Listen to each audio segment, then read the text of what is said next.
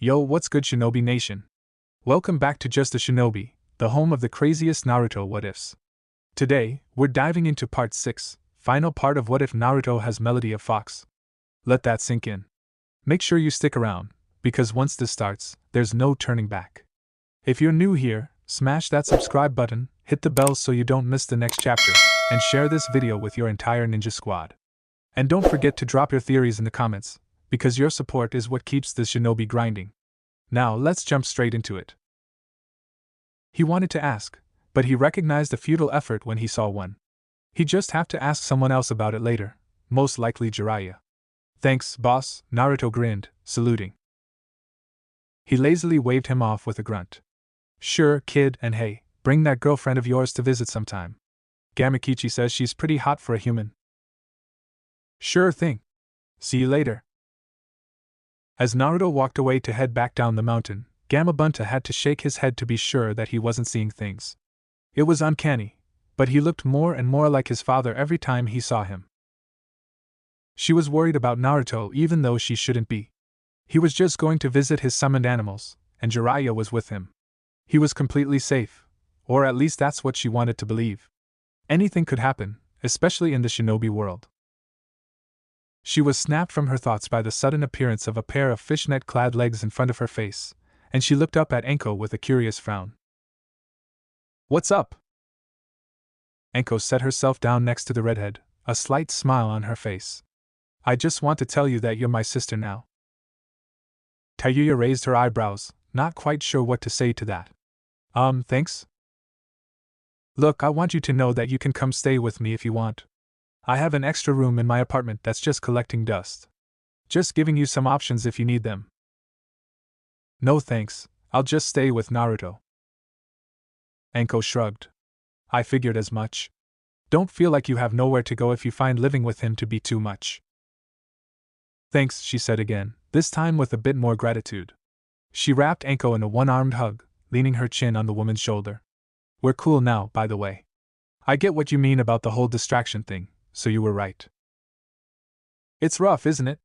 Always being worried about them and wondering how they're doing. Tayuya pulled back. Well, that was new. You had a boyfriend? Yeah, once upon a time. He died on a mission, the woman shrugged, waving the question off. Did you love him? Enko tilted her head in thought. I can't say I loved him, but he was definitely the best lay I've ever had. She stood up and stretched, black tank top riding up on her stomach. When we get back to Konoha, let's get dinner. I'll introduce you to my best friend, she's a genjutsu user like you, and maybe she'll be able to teach you some things. That'd be cool. The way she'd said it sounded non-committal, but it really did sound like a good idea. She'd never admit it, but she was worried that once they got back to the village, Enko wouldn't want anything else to do with her. She was technically being paid to watch out for her, but to know that she was actually concerned and interested in her life made her heart swell a little. It was a feeling she'd only recently identified as true happiness. I'm holding you to that. She flipped Tayuya's ponytail before walking off, presumably to get ready for bed. Left with her thoughts again, the girl realized that there were so many things she needed to do. Buy some new clothing, equipment, toiletries, and things Naruto was undoubtedly missing from his place. She'd also need to buy some groceries since they'd taken everything from the cupboards when they left. But those things were easily fixed and didn't bother her. She knew she was being stupid, but she still couldn't shake her worries about having Naruto stolen from her. It was easy for him to concentrate on only her when there was no one else for him to look at. She was even more worried about how attractive he'd become in a mere 3 years.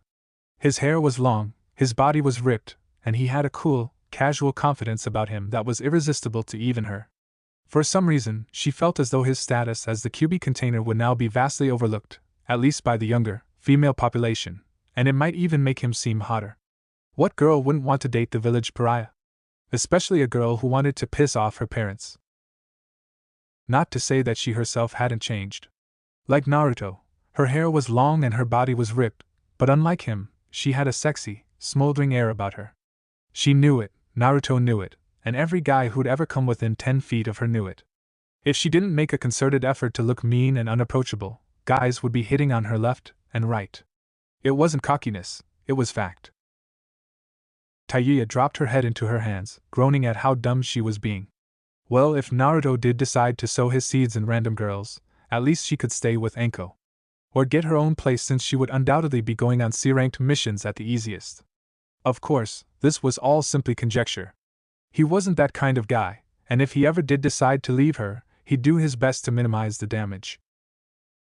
It was at that moment that Naruto walked into camp, looking tired and distant. He plopped down on his sleeping bag with a loud sigh, leaning his head back to stare up at the quickly darkening sky. How was it? Tayuya asked, walking over and sitting sideways on his lap. Now that they'd been outed, either saw the point in bothering to hide their relationship. I got a great lead on the Haration. He yawned widely and shook his head. I need to sleep first though. I feel like my brain's gonna explode. Are you sure? We could see she leaned closer and whispered something in his ear, delighting in the way his ears began to burn a bright red. That sounds good too. Smiling, he leaned in and kissed her roughly on the lips. She returned it with equal vigor, biting his bottom lip with her teeth. He loved it when she was a little rough with him, and he reached his hand down to cup her ass. After a few minutes he noticed that she'd become distracted, and he pulled away to look at her. Are you okay? He asked, nudging the side of her neck with his lips. She stared up at the sky with a strange expression on her face. This is our last night of camping out, she murmured. He placed a kiss on her jaw, smirking when he felt her sigh. We can camp out on my roof. You know what I mean, asshole. Is that all that's bothering you? He asked, fully leaning back to stare at her. She played with the blanket they were sitting on and frowned. I don't want to tell you. Come on. I'm worried you'll leave me when we get back to Konoha, she said in a low voice. Naruto sighed loudly, letting his head fall back. This again? You know that'd never happen. We're best friends. It bothered him how little she thought of him. Hell, it bothered him how little she thought of herself. He had no idea why she was even considering the possibility that he wouldn't want her anymore. They had 3 solid years of friendship, 2 months of which they'd been intimate with each other. I don't want to believe it'll happen, but you don't understand how great you are. You're gonna be Hokage one day. Tayuya-chan, you don't realize how fucking amazing you are, he rebutted, taking a page from her book by swearing. On one hand, he was happy that she was being honest with him. She trusted him enough to fully let her guard down, even at the cost of her pride. On the other hand, he really wished she just believed him when he said that she was the most important person to him. She sighed with frustration. He didn't understand her. This isn't a joke. You're not obligated to stay with me. You're 16, and there are thousands, millions of girls in the world. You can't honestly believe that you've met the one you're meant to be with so soon. Especially not someone like me. Naruto felt himself getting just as angry as she was about this. It was like she'd never looked in the mirror. Or maybe she wanted to end things but didn't want to be the one to do it. Are you serious? Tayuya-chan, you could walk up to any guy in Konoha and have him begging on his knees for you. Any guy. If anyone should be worried, it's me. You're beautiful.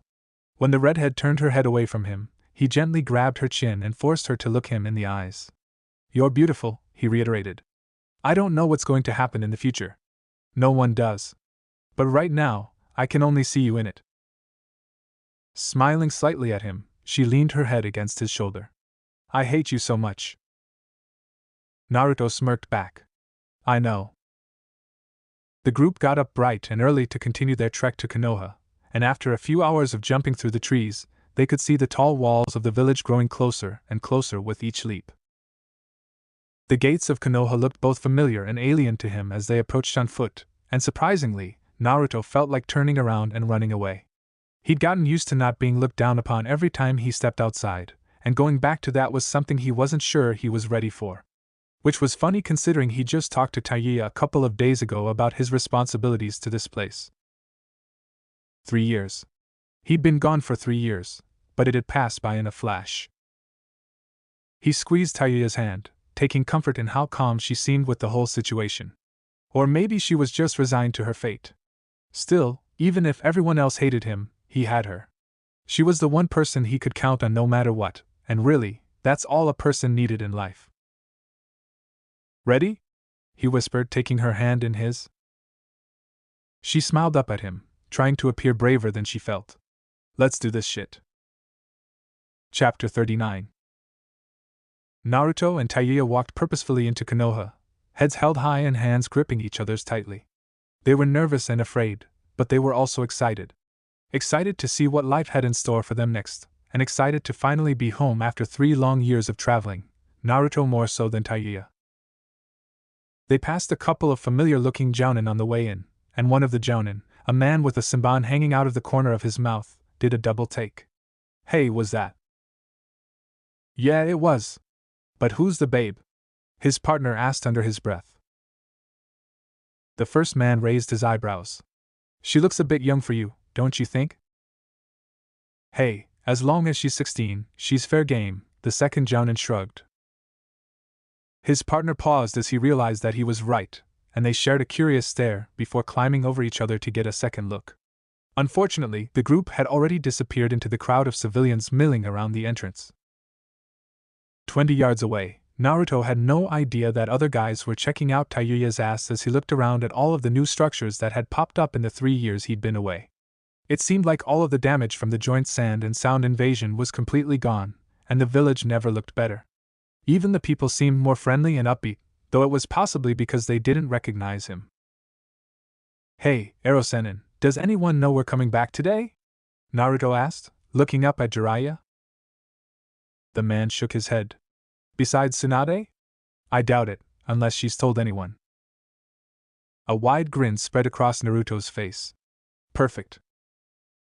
He bent down and whispered in Taiya's ear, and not even a second later, they simultaneously changed into a pair of relatively unassuming civilians. Wouldn't want anyone to see me just yet, he explained. Smart idea, but if they see me and Jiraiya, the jig will probably be up. When the 2 teenagers stared expectantly at her, Anko rolled her eyes. Oh, fine, she sighed, bringing herself into an old woman. Think of this favor as an early wedding gift. She smiled when she saw both genin stiffen uncomfortably. They were so pathetically easy to tease, and she definitely missed this part of being around them.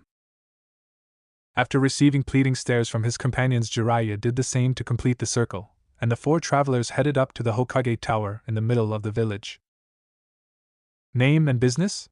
A Chunin guard asked when they arrived, eyeing them all suspiciously. It wasn't every day that a group of civilians wanted to see the Godame.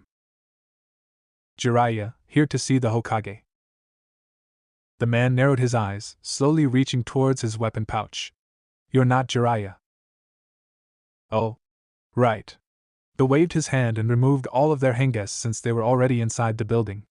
Instantly, the guard's eyes widened. You're. Keep it down, would you? This is an S-rank secret. No one can know we're here yet. Understand? The man nodded, eyes still wide with surprise as he quickly ushered them up the stairs. Far too eager to see the woman he'd come to think of as a sort of a mother, Naruto broke out into a sprint and scaled the spiral staircase, leaving the rest of his group dumbfounded in his wake. He brushed past the secretary, kicked open the doors, and with a huge grin, yelled at the top of his lungs. Oh, aye, Ba-chan. I'm back. Before the words were even out of his mouth good, he found himself wrapped up in a bone-crushing hug. Naruto! Look at you! You're so big! She exclaimed. Her eyes shifted to Taiya as the girl approached from behind him, and reaching one arm out, she pulled her into the embrace along with Naruto. And look at you! You're a regular knockout! Shizen! Get in here! She bellowed, voice carrying throughout the tower. A haggard, slightly annoyed Shizen rushed into the room, panting heavily as she struggled to regain her breath. Yes, Tsunade-sama? Her ire was quickly replaced with unhidden glee once she saw who else was in the office. Naruto-kun! Taiya-san! She too grabbed them for a hug, but thankfully, it was nowhere near the strength of the Godames. When did you get in? How was your trip? You two look exhausted. Are you thirsty? Hungry? Oh, I'm so happy you two are back safe and sound. Naruto and Taiya looked at each other with surprise. They hadn't quite expected this level of greeting, and their grins split their faces as Tsunade once again hugged them, thankfully much gentler this time. It was worth coming home just for this, and suddenly, they weren't so anxious about being back. Now that that's out of the way, Tsunade started, letting them go and wiping the elated smile off of her face. Each of you will need to submit a 10-foot summary of your entire trip by next week. Naruto's jaw dropped. What? Are you serious? Tayuya angrily chimed in. All of her plans for Naruto this week were basically ruined now. The woman smiled and rolled her eyes. Of course I'm joking. Only Anko and Jiraiya have to do that. Both adults groaned as they entered the room, having finally climbed the stairs at a normal pace. They instinctively knew there'd be no just kidding for them. Oh, but you really do have to demonstrate what you've learned. Kakashi will be testing your skills along with Sakura sometime this week. As if the mention of her name had summoned her, Sakura appeared in the doorway, one hand hiding behind her back. Tsunade-sama? Why were you yelling? Why is your door open? The kunoichi stopped dead in her tracks as she laid eyes on a handsome blonde standing in front of her mentor. Her first thought was that he was gorgeous. His long blonde hair hung down a little past his ears, and his bright blue eyes were piercing as they gazed into hers. She could practically see the lean muscles rippling underneath the thin black shirt he wore, and it wasn't until she saw the whisker marks on his cheeks that she realized the boy she was staring at was none other than Naruto. No wonder Tsunade never showed her photos. She obviously wanted her to be surprised. Without his signature orange jumpsuit, he was barely recognizable. Hey, Sakura-chan! He grinned. He barely had a chance to move before she too tackled him, hugging him strangely as tight as Tsunade had.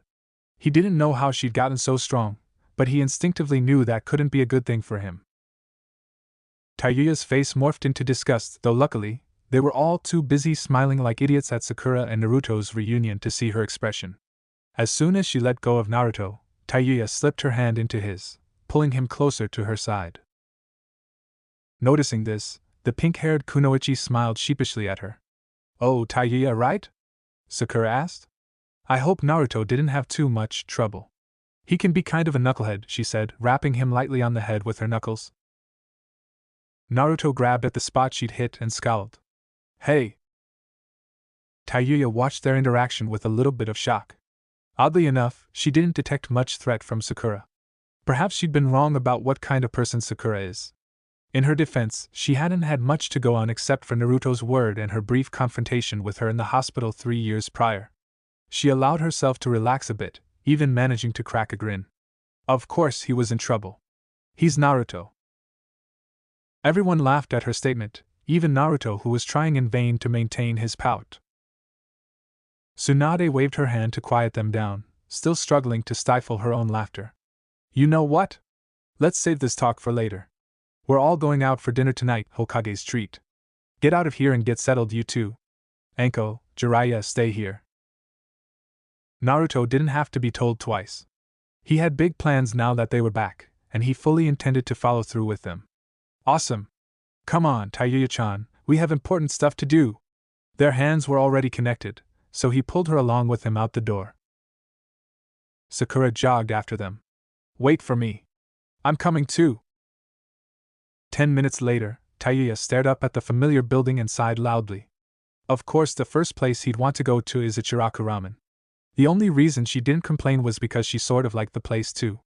He told her all about what the restaurant had done for him as a kid, and she couldn't help but feel a large amount of gratitude towards the owner and his daughter for having a hand in raising Naruto. Old man! 3 bowls of beef and 2 bowls of chicken! Naruto shouted, hopping onto his favorite stool. He almost laughed at the shocked look on Ayam's face as she whipped around to see who'd spoken. The woman rushed around the counter and grabbed him, giving him his 5th hug of the day. For Tayuya's sake, he tried not to look like he was enjoying it too much. Look at you, you're taller than I am now. And so handsome. Still hugging him, she turned her head to call into the restaurant. Dad! Naruto's back. If he thought Ayam's expression was funny, Ichiraku's was downright hilarious. His eyes were open wide, a rarity since they always seemed to be closed into slits, and his hat sat askew on his head. Naruto's heart swelled at how happy they seemed to see him.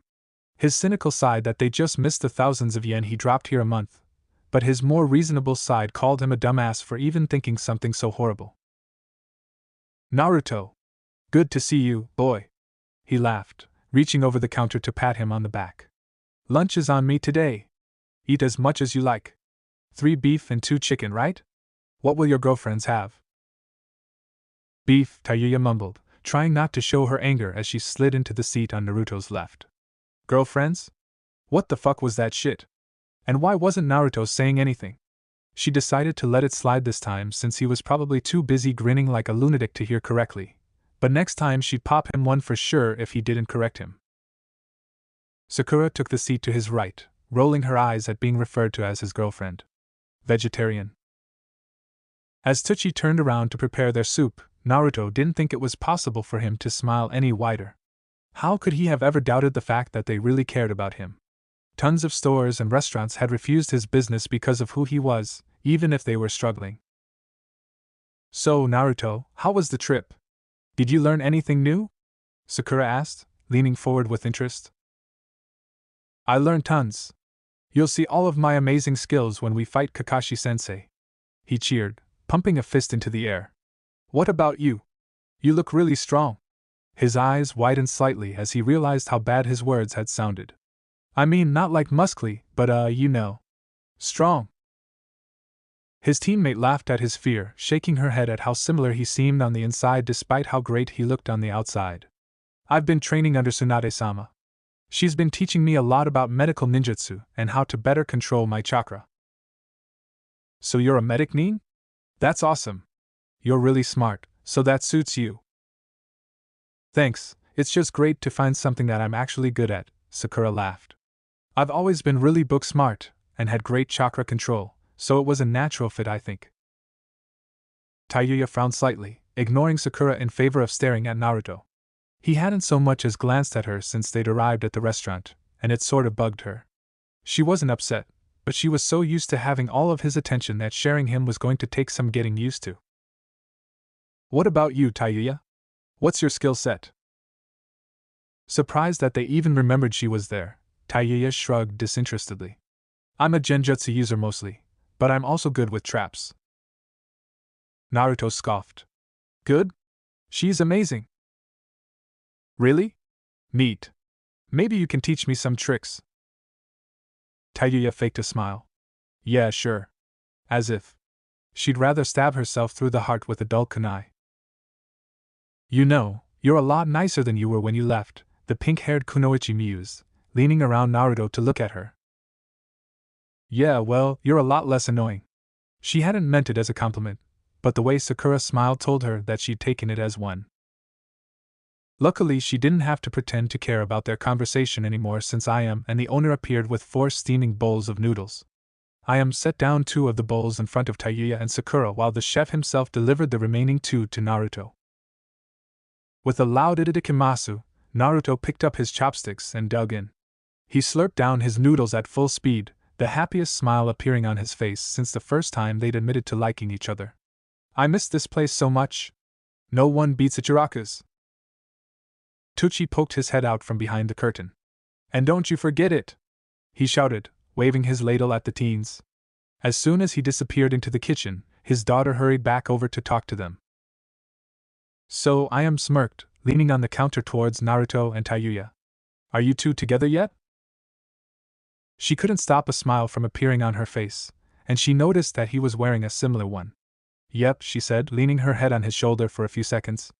It was the first real amount of affection she'd shown him since they arrived in Konoha, mostly because it still felt weird for her to be so open about their relationship. Ayam looked positively ecstatic, even jumping up and down a little bit. See? What did I tell you? A little surprised by her reaction, Naruto tilted his head, confused. Wait, what?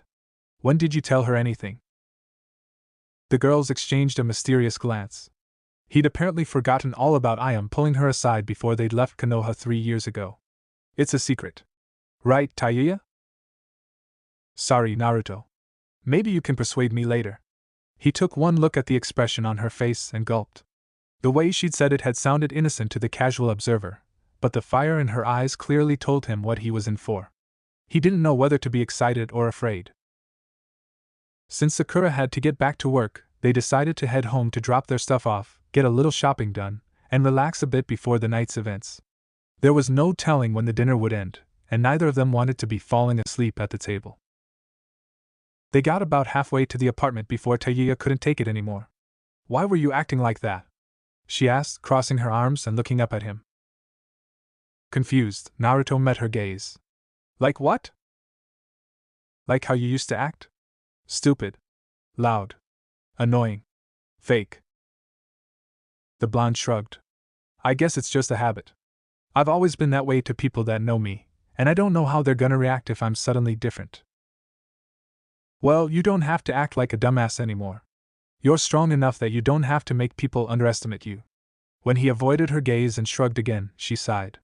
Well, maybe it was for the best. If other girls knew he had a brain under that blonde shag of his, they might be tempted to steal him. And she wasn't just being self-conscious. Since they'd been in Konoha, Naruto hadn't gotten one mean look. Not one. She was vaguely disappointed since she'd been looking forward to knocking some heads, but if he was happy, so was she. She could definitely do without the women staring at him like they'd never seen a man before, though. He jogged up the stairs 2 steps at a time, eager to get home. He then shoved the key into the lock, pushed open the door, and took a deep breath. I'm back! He yelled into the apartment, pleased by the slight echo that followed. He ran into the apartment, threw his bag on the ground, and flopped down on the couch, letting loose a loud sigh. Home sweet home. Tayuya followed at a slower pace, looking around the apartment to see what they need before they left to go shopping. The room was surprisingly clean considering they'd been gone for 3 years, so they wouldn't need to buy many cleaning supplies right away. They needed curtains since they didn't have any in any of his rooms, and she figured the rooms could use some rugs for basic decoration. They'd also need a bookcase and a dresser or chest for her clothing since she didn't just own 2 shirts and a pair of pants anymore. The place was a lot smaller than she remembered, but it was still perfect for the 2 of them. Tayuya-chan. I don't feel good. Naruto groaned from the couch. Really? Why? When she dropped her pack and went over to check his temperature, he grabbed her arm and pulled her down on top of him, lips twitching upwards as he saw the surprised look on her face. Because you weren't next to me. Tayuya laughed and rolled her eyes. God, that was so cheesy. Even though she said that, she leaned in and planted a soft kiss on his lips. That's all you get for right now. We have too much work to do. She slid off of his lap and stood up, reaching for his arm and pulling him up with her. What's the best store to pick up home goods from? There's a place down the street that's good, I guess. The owner never overcharged me there as far as I know. Then that's where we're going. She checked to make sure she had some cash and headed towards the door, still gripping him by the arm. As soon as she opened the door, she saw a very familiar pair of eyes staring back at her. A pair of eyes that she instantly wanted to jam her fist into. Remembering how nice Sakura had been, she decided to give Hinata the benefit of the doubt. Maybe she'd have matured and realized that Naruto was off limits too. Hi. What do you want? Hinata's face dropped into a brief scowl, but once she saw a flash of blonde behind Tayuya, she instantly put on a bright smile. Is Naruto-kun here? I heard he came back today. Tayuya was about to say something smartass, but she was somewhat rudely pulled out of the way by Naruto. Hey, Hinata-chan. You look so different. The girl froze, mouth falling open as she laid eyes on him. Years of practice were instantly wiped away, and she quickly slid her eyes to her feet. Why you too, and Naruto-kun? In all her wildest fantasies, she hadn't expected him to look so fucking good. All this time she'd been picturing that 13-year-old Naruto in the bright orange jumpsuit, but this current version was way too much for her to handle. His eyes stared intensely at her, to the point where she could feel it on her face. Against her will, she began to twiddle her fingers. At least until she noticed Tayuya's arm around his waist. Her first reaction was to jump forward and rip Tayuya's hair out, but with him standing there, staring at her with those blue eyes and wide smile, she felt paralyzed. She couldn't even speak, let alone attack her. It was just as well. Naruto probably wouldn't have liked that very much. Well, if that's all, we were just about to leave, Tayuya said, not so subtly telling her to get lost. Hinata felt her anger flare up. Just who did she think she was? Did she really think she'd let her leave with Naruto? Unfortunately, the words that came out of her mouth were significantly different. Oh, okay. The Hokage's throwing us a party tonight. You should come and invite everyone else. Naruto smiled. Somehow, she managed to smile back, raising her eyes just enough to meet his for a second. Okay. Great. See you there. It was then that Tayuya pulled him out of the door and closed and locked it behind them. We've got things to do. Bye.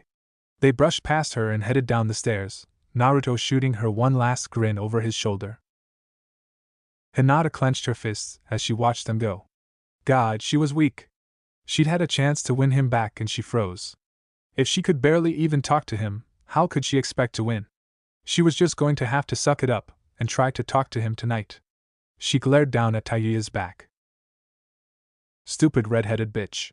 She misjudged them both, but now she knew for sure what she was up against. It was only a matter of time until she got him. An entire block away, Tayuya was thankfully unaware of Hinata's plotting as she listened to Naruto give her a basic rundown of the neighborhood.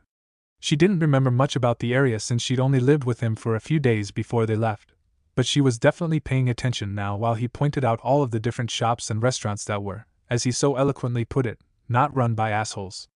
They'd barely made it another block before running into someone else they both knew. Naruto! The boy called, lifting a lazy hand in their direction. In direct contrast to his friend, the blonde waved back excitedly. Shikamaru! Actually excited to see him, Tayuya grinned. Pineapple head. Troublesome woman. When'd you two get back? This morning. Hey, do you want to have dinner with us? The Hokage's treatment. Naruto exclaimed. Shikamaru instantly nodded his head. I'll be there. Should I invite anyone else? If it were possible, Naruto's grin widened. Everyone. I'll spread the word. Once I tell Ino, there won't be a person alive or dead who won't know you're back, he joked. Thanks, it's gonna be great. Naruto glanced down at Tayuya and noticed the somewhat impatient look on her face. Well, we gotta go buy some food and stuff. See you tonight. As they continued past each other, Tayuya leaned in close to the Nara. Temari says hi, she whispered, a knowing, lascivious smile on her face. Shikamaru's face paled, and that was all she needed to know about their relationship. How he thought he could hide a secret like that from anyone was beyond her, but she wasn't going to be the one to expose him. She was trying to be a good person, and having his blood on her hands after Gaara murdered him would probably be a step in the wrong direction.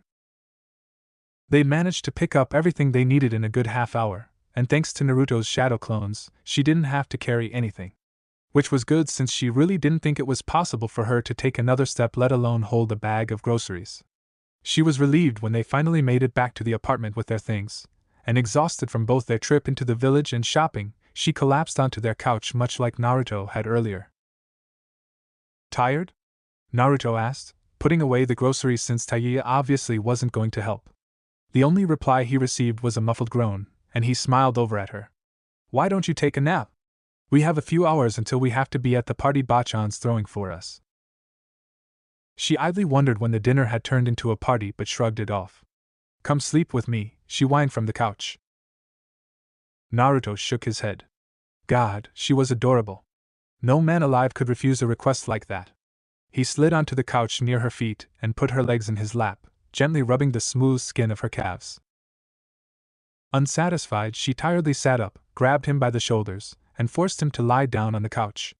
She then crawled on top of him, resting her head in the crook of his neck as she hugged him tightly. Comfortable? He asked, lightly running his hands through her hair. He knew how much she loved it when he did that, and to be honest, he enjoyed it too. It was just so soft and fluffy, almost like his own. Him. She yawned widely and closed her eyes, relaxing as she felt his heartbeat beneath her. In a matter of seconds she was out, body fully relaxing against his. He watched her mouth fall open after a couple of minutes and felt like groaning. He was just glad he wasn't planning on wearing this shirt later since there'd undoubtedly be drool on it. What seemed like 2 seconds later, Naruto's eyes popped open. He didn't know how long he'd been asleep, but it was suddenly dark outside. His eyes slid over to the clock resting on top of the television, and a second later, he cursed loudly. We're late! Naruto shouted, frantically sitting up. It was then that he realized Tayuya was nowhere to be found. Tayuya-chan? To his relief, she appeared from his bedroom with a dark cloth hanging over her arm. We're not late if we leave now. Here, throw this on, she said, tossing him a black shirt. She was already fully dressed, and in his opinion, she looked fucking amazing. She was wearing a simple dark red sleeveless top and a black skirt that fell midway down her thigh. She'd somehow gotten a pair of black stockings, and her long red hair had been brushed so that it hung in loose waves around her shoulders. She even wore a bit of mascara on her eyes to give them more of a fox-like look. He licked his lips, already thinking about what it'd feel like to run his hands over the delicious curve of her ass. "Stop drooling and get moving," she grinned, pleased by the effect she was having on him. She couldn't imagine what his reaction would be if she'd worn that blue dress again. Right. He pulled the t-shirt he was wearing over his head and slipped on the button-up, smirking back at her as he watched her eyes glance over his torso. "Who's drooling now?" "Well, it's your fault for being so hot. I forbid you to take your shirt off in front of any other girl for the rest of your life." Naruto raised an eyebrow. "And what if I do?" he asked, rolling up the sleeves on his shirt to get more comfortable. Her eyes flashed with an unknown expression. "Then I'll just have to punish you." As much as he wanted to inquire further, they were really cutting it close on time. "Well, we should get a move on," he mumbled, sliding his eyes away from hers. If she kept pushing him like that, he couldn't guarantee that he wouldn't blow the whole thing off in favor of spending the night in with Tayuya. Despite his urging, she refused to rush, taking her sweet time strapping on her short heels. She even dragged her feet as they walked towards the market district, stopping every minute or so to look at something or ask him a question. It was, to be honest, getting pretty annoying. He knew she wasn't eager to meet his friends again, but this was ridiculous. They finally reached the restaurant, but when he opened the door, the entire room was dark. He took a step outside to see if he had the right place, reading the sign above the door 3 times before poking his head back in. Hello? Did we get to the wrong place?" he asked, turning to look at Tayuya, who just shrugged back at him. He was just about to panic when the lights suddenly flipped on and he was met with the grinning faces of everyone he cared about in Konoha. "Surprise!" they yelled, a few of them pulling the strings on party poppers. Naruto literally jumped. "How I didn't even sense you guys!" he exclaimed, forcing his heart to calm down. "God, how did civilians live like this?" "I used a genjutsu to dull your senses while you were sleeping," Tayuya smirked. She could see the question on his face, so she answered before he could ask. "Sakura dropped by before you woke up and asked for my help. There was no way I could turn her down." He smiled widely at her. That explained her dragging her feet the entire time. He didn't get the chance to reply as he was suddenly surrounded by his friends. They all seemed to be speaking at once, and it was a struggle to even see who was talking. "Man, I can't believe you grew taller than me," Kiba groaned, trying to straighten his back so that he at least matched Naruto's height. Ino pushed her way in front of him. "You look good, Naruto." "It is good to see you again, Naruto-kun. You're looking as youthful as ever," Lee shouted from somewhere in the crowd, fist shooting out of the clusterfuck. Shino placed a hand on his shoulder from behind. "Welcome back, Naruto." "Naruto! Over here! Let's see who can eat the most ramen," Chuji mumbled around a mouthful of noodles. Tayuya watched him smile and laugh with a tiny smirk on her face. Seeing him so happy made her happy, as cheesy as it sounded. This wasn't one of his fake ones either. He was good at faking, but she was better at telling. Especially when it came to him. They led him over to the large table in the center of the room, and she followed along behind them at a slower pace. She knew she should feel left out, but for some reason, she didn't mind. Maybe because she knew that no matter what happened, he'd be going home with her at the end of the night. She took a seat at an adjacent table, watching the action from afar with her chin resting on her palm. "Sitting by yourself?" Sakura asked from behind her, grabbing the chair next to the redhead. Tayuya shrugged her shoulders. "Naruto's having fun, so I don't care." The medic Nin rolled her eyes. "Look, if you're gonna be dating Naruto, you need to learn to fit in with us sooner or later. Come on." Ignoring Tayuya's protests, Sakura dragged her over and pushed her into the seat directly to the left of Naruto, easily shoving Kiba out of the way with one hand and ignoring his shout of protest. As if someone had sucked the air out of the room, the atmosphere quickly grew quiet. Those who had been on the Sasuke retrieval mission stared at Tayuya with a mixture of shock and anger, and those who hadn't stared at those who had with confusion. As far as they knew, She was just some pretty redhead that Naruto had gone on a training trip with. "Hey, you guys remember Tayuya-chan, right?" Naruto said, grinning as if he hadn't even sensed the sudden awkwardness and wrapping an arm around her shoulders.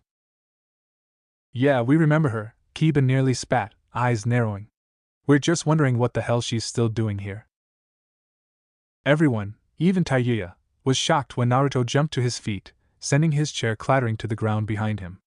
He shoved his nose into Kiba's face, forcing the Inuzuka to take a step back. "Tayuya-chan's a shinobi of Konoha now. If you have a problem with her being here, let me know and we can work this thing out right now." His voice wasn't particularly threatening, but the look in his eyes did nothing to mask the true meaning of his words. For a good 5 seconds, no one dared to move or even breathe as they waited to see what would happen next. They knew Naruto could be intense, but never like this. If Kiba said the wrong thing, there was no doubt in anyone's mind as to what would happen next. Eventually Kiba shrugged his shoulders, glancing nervously at the group around them. "Hey man, I didn't say I had a problem with her." Naruto's face broke out into a grin. "Awesome." He threw an arm around Kiba's shoulders and turned them both around. "Hey, can we get some food over here?" The blonde yelled towards the kitchen, seemingly oblivious to the incredulous stares he was receiving. "Well, that was hot," Ino whispered to Sakura under her breath, who nodded in agreement. As much as Tayuya wanted to be upset by the comment, she had to admit that seeing Naruto get in Kiba's face had also turned her on a bit. She didn't want nor need him to stand up for her, but God did she like it. Luckily, it didn't take long for the confrontation to blow over once the food came out and everyone started talking again. Most of them even came over to talk to Tayuya, which surprised her. She did her best not to be short with them, actually smiling and engaging them in conversation. The ones who knew who she was kept asking things that were obviously meant to feel out her intentions towards Naruto and Konoha, but she didn't mind. Hell, she'd be doing the same thing if she was in their shoes, and she answered them as honestly as she could. She loved Naruto and couldn't give a shit about destroying Konoha, so she didn't have anything to hide. His friends seemed to sense this as the questions became less probing and more casual as the night went on. Soon she needed a break, so she excused herself from the main table and went to stand outside. The night air was cool on her skin after being inside for over an hour, and she let loose a loud breath of relief. There was no way she could do this every day, Naruto's friends or not. She leaned back against the wall, staring up at the sky. She already missed being out on the road. She could no longer come and go as she pleased nor blend in with the general populace, especially not when she'd soon be known as Naruto's girlfriend. Every day she'd have to pretend to give a shit about people she didn't care for just so that it didn't reflect badly on Naruto. He was trying to become the Hokage, and she'd be damned if she was the reason he didn't meet his dreams. Tayuya snorted at her train of thought. When had she become so fucking selfless? Sure, he could do some amazing things with those lips of his, but that wasn't why she felt so much pressure to be good. Being around him had been slowly changing who she was, and she wasn't sure if she liked it. She wasn't sure if she disliked it either. "Taking a break?" a voice asked from her left, startling her a bit. Her first reaction was to attack, but she quickly forced herself to calm down. They were in Konoha now, so of course people would come up and talk to her. Yeah, it got hot in there. I agree. Too many people for my tastes. He moved a little closer and leaned down. You're Tayuya, right? The redhead glanced up at the boy and frowned a bit. She didn't know why, but he was starting to her out a little bit. The one and only. He smiled at her reply and Tayuya felt even more uncomfortable. Are you happy to be back? Call her egotistical, but she could tell when someone was trying to chat her up. He was steadily moving closer and was using that low tone of voice guys tended to employ when they were being cool. Look, dude, it's not that this isn't fun and everything, but what do you want? I'm sorry, I just wanted to get to know you a little more, he said, wisely backing up a little since she looked like she was going to hit him. Which she would have done if he'd continued to encroach on her personal space. Well, I'm seeing someone. The boy smiled again and tilted his head. Naruto-kun? You don't really seem like the type he goes for. Tayuya clenched her fist, doing her absolute best not to get angry. He'd somehow managed to latch onto one of her larger insecurities about their relationship, and fuck did it sting. Why don't you go ask him if you don't believe me? Because I'm talking to you. There was a brief, awkward silence as she allowed his words to sink in. He was definitely hitting on her, and while she felt a little flattered, the guy was sort of cute in his own way. She knew she'd be pissed if Naruto was talking to another girl outside alone. Yeah, well, I'm going back inside, Sigh, he said, smiling in that creepily cute way of his. In the moonlight, he looked almost as pale as Orochimaru. Tayuya smiled back, although somewhat grudgingly. She opened the door and picked a seat near the back to hopefully get a little time to herself, since it obviously wasn't safe outside. Annoyingly, no sooner did she sit down was she immediately pounced upon by a group of girls. They filed into the seats around her, each of them staring at her with unhidden curiosity. So, Tayuya, Ino smiled from her left, drink in hand. The redhead looked at the cup and groaned. Great alcohol. That couldn't be a great sign. She forced a smile onto her face. Oh, hi. Ino, right? You remembered. You remember Sakura, Tenten, and Hinata, right? Yeah, I remember them, she said, glaring a bit at the Hyuga who glared right back. Apparently tired of beating around the bush, Tenten jumped in first. Are you and Naruto dating? Tayuya shrugged. Sure are. All of the girls, except for Hinata, giggled quietly, trying not to alert any of the guys as to what was going on. They exchanged mischievous glances, and a second later, a strange pink drink was thrust into Tayuya's hand. She didn't want to be rude, so she took a couple of sips to appease them before setting it aside. A move which she immediately regretted when she felt her head swim by the slightest amount. Whatever it was strong, and she was slightly worried that they may have slipped something else into it, maybe a truth serum. Luckily she tended to sober up pretty fast, so at least there was no chance of her getting pissed drunk. How long have you been dating? Sakura asked, leaning forward from her right. Tayuya shrugged. The more they realized how little chance they had with him, the easier it would be to keep them off his back. A few months. Ino smirked at her answer. So have you kissed? Yup. The girls giggled again, looking around at each as if they couldn't believe what she'd said. She personally didn't see what the big deal was, but then again they'd done more than kiss. A lot more. The only one who looked upset was Hinata, whose jaw was growing tenser by the second. Have you made out? Tenten asked, ignoring the scandalized looks of her friends. This time, the redhead cracked a smile. Sure have. The more she spoke, the more proud she felt. She hadn't really noticed before, but she and Naruto were moving along pretty well. She could tell the girls were getting a little more bashful about asking any of the more personal questions by the uncomfortable way they kept glancing at each other, and it was Sakura who worked up the balls to open her mouth first. Have you, you know? To all of their surprise, Hinata was the one who jumped in to finish the question. Have you had sex with him? She asked, cheeks red but expression firm. Her first impulse was to lie through her teeth. If Hinata knew that he'd been defiled, she'd undoubtedly give up and leave him alone. At the same time, she felt like it'd cheapen their relationship, and the last thing she wanted was to make whatever they had into something it wasn't. Not yet. The slight smile that appeared on Hinata's face pissed her off. As if she had a chance. Sensing the slight hostility between the girls, Ino moved in with another question. What's it like making out with Naruto? She was thankfully saved from answering by Naruto, who suddenly appeared behind her. There you are, Tayuya-chan. Ba-chan wants to give us something. A second later he disappeared, and Tayuya gratefully stood up and followed him. Well, it's been swell, she said, trying not to sound overly fake. The whole being nice thing was harder than it looked. We're all going out for lunch tomorrow, just us girls. Do you want to come? Ino suddenly asked, grabbing her wrist before she could follow Naruto. She really didn't want to, but since she was going to be living here for the rest of her life, she figured she should at least try to make some friends. Who knows? Maybe one of them would be as great as Temari. Sure. Great. We'll pick you up around noon. Okay, see you then. She smiled slightly and quickly headed in the direction Naruto had gone, only to walk in on Godane yelling at her boyfriend. Naruto, when I said I was treating you to dinner, I didn't say you could invite the entire village, Tsunade seethed, a bottle of sake hanging from her fingertips.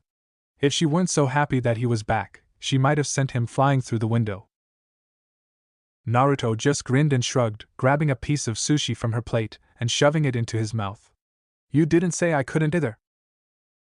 I didn't think it was possible, but you're an even bigger brat than you were when you left. She turned to look at Tayuya, an incredulous expression on her face.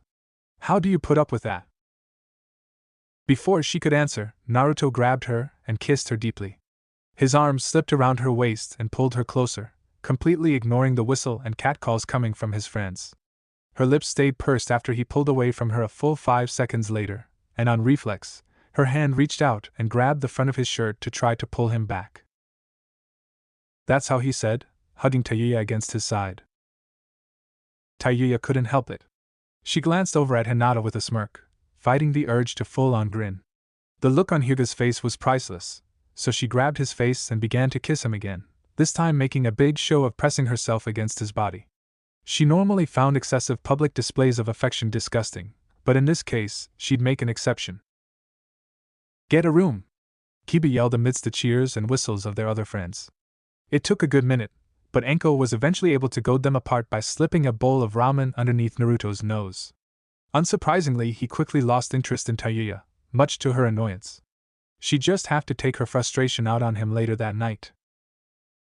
They continued to party for another hour, but once it reached 1 in the morning, they decided to call it a night. He waved goodbye to his friends as they all split up to go home and wrapped an arm around Tayuya's waist, leaning his head on top of hers for support on the walk home. He was exhausted, and if it weren't for the nap they'd taken earlier, he'd have passed out hours ago. He plopped down on the couch with a tired but happy sigh once they got home. That was fun! It was great seeing everyone, and they all love you. I guess. But you know what? She asked, sitting in his lap and slipping her arms around his neck. The blonde tilted his head. What? I think it's more fun when it's just the two of us, and there are no girls fucking you with their eyes. The way she'd said it had seemed like sort of a joke, but the way she was staring intently at him told him she was serious. He wasn't an idiot.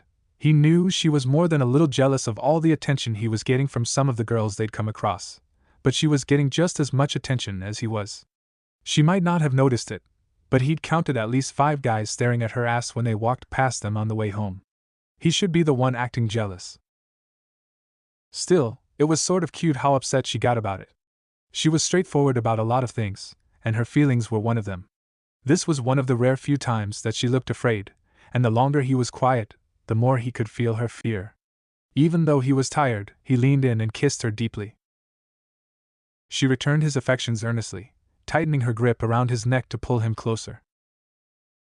He slowly leaned her back on the couch until he was hovering over her, his larger body covering hers.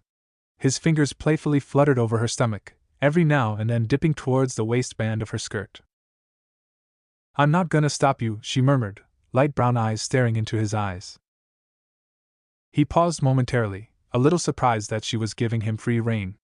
His hand slid under her shirt, crawling up her stomach until it reached her left breast. When she didn't say anything, he slipped his hand under her bra until he was cupping her directly, the warm flesh in his hand sending nervous sparks throughout his body.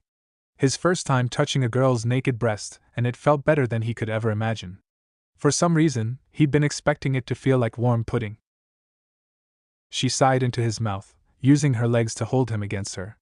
She'd be lying if she said she didn't feel pressured to take things a little further. She knew for a fact that Hinata was gunning for Naruto, and she had her suspicions about his other so-called friends. The only girl who she was fairly certain didn't want Naruto was Sakura, and that surprised her the most. Of course, it could have just been an act so that she could get closer before she snatched him away, but somehow she doubted that his teammate felt anything more than friendship towards him. Thank God Sakura fell in love with a psycho. His fingers pinched her nipple, and suddenly Sakura was the furthest thing from her mind. Good, she mumbled out. She gasped when he did it again, hips pressing up into his. It was something he'd never done before, and fuck was it driving her crazy. Normally at this point they'd slow down a bit, but she was determined to make some progress for the first time in 2 weeks. Her hand traced the muscles of his stomach before slowly dipping into his pants, gripping him through his boxers. She took a few seconds just to feel it throb in her hand through the thin material of his underwear, but after a short while, she slowly began to slide her palm up his shaft. Naruto broke away from her to gasp. It felt amazing. He'd done it himself a few times in the past, the first time by accident and the next few just out of sheer curiosity and boredom, but it didn't feel nearly as good as what she was doing to him. He could feel a familiar pressure building up in his penis, and he knew what was about to happen next if she didn't stop. He reluctantly stopped kissing her to calm himself down and pulled her hand out of his pants. "Hey, who was that guy you were talking to tonight?" he questioned, thinking of the one question that could instantly kill his boner.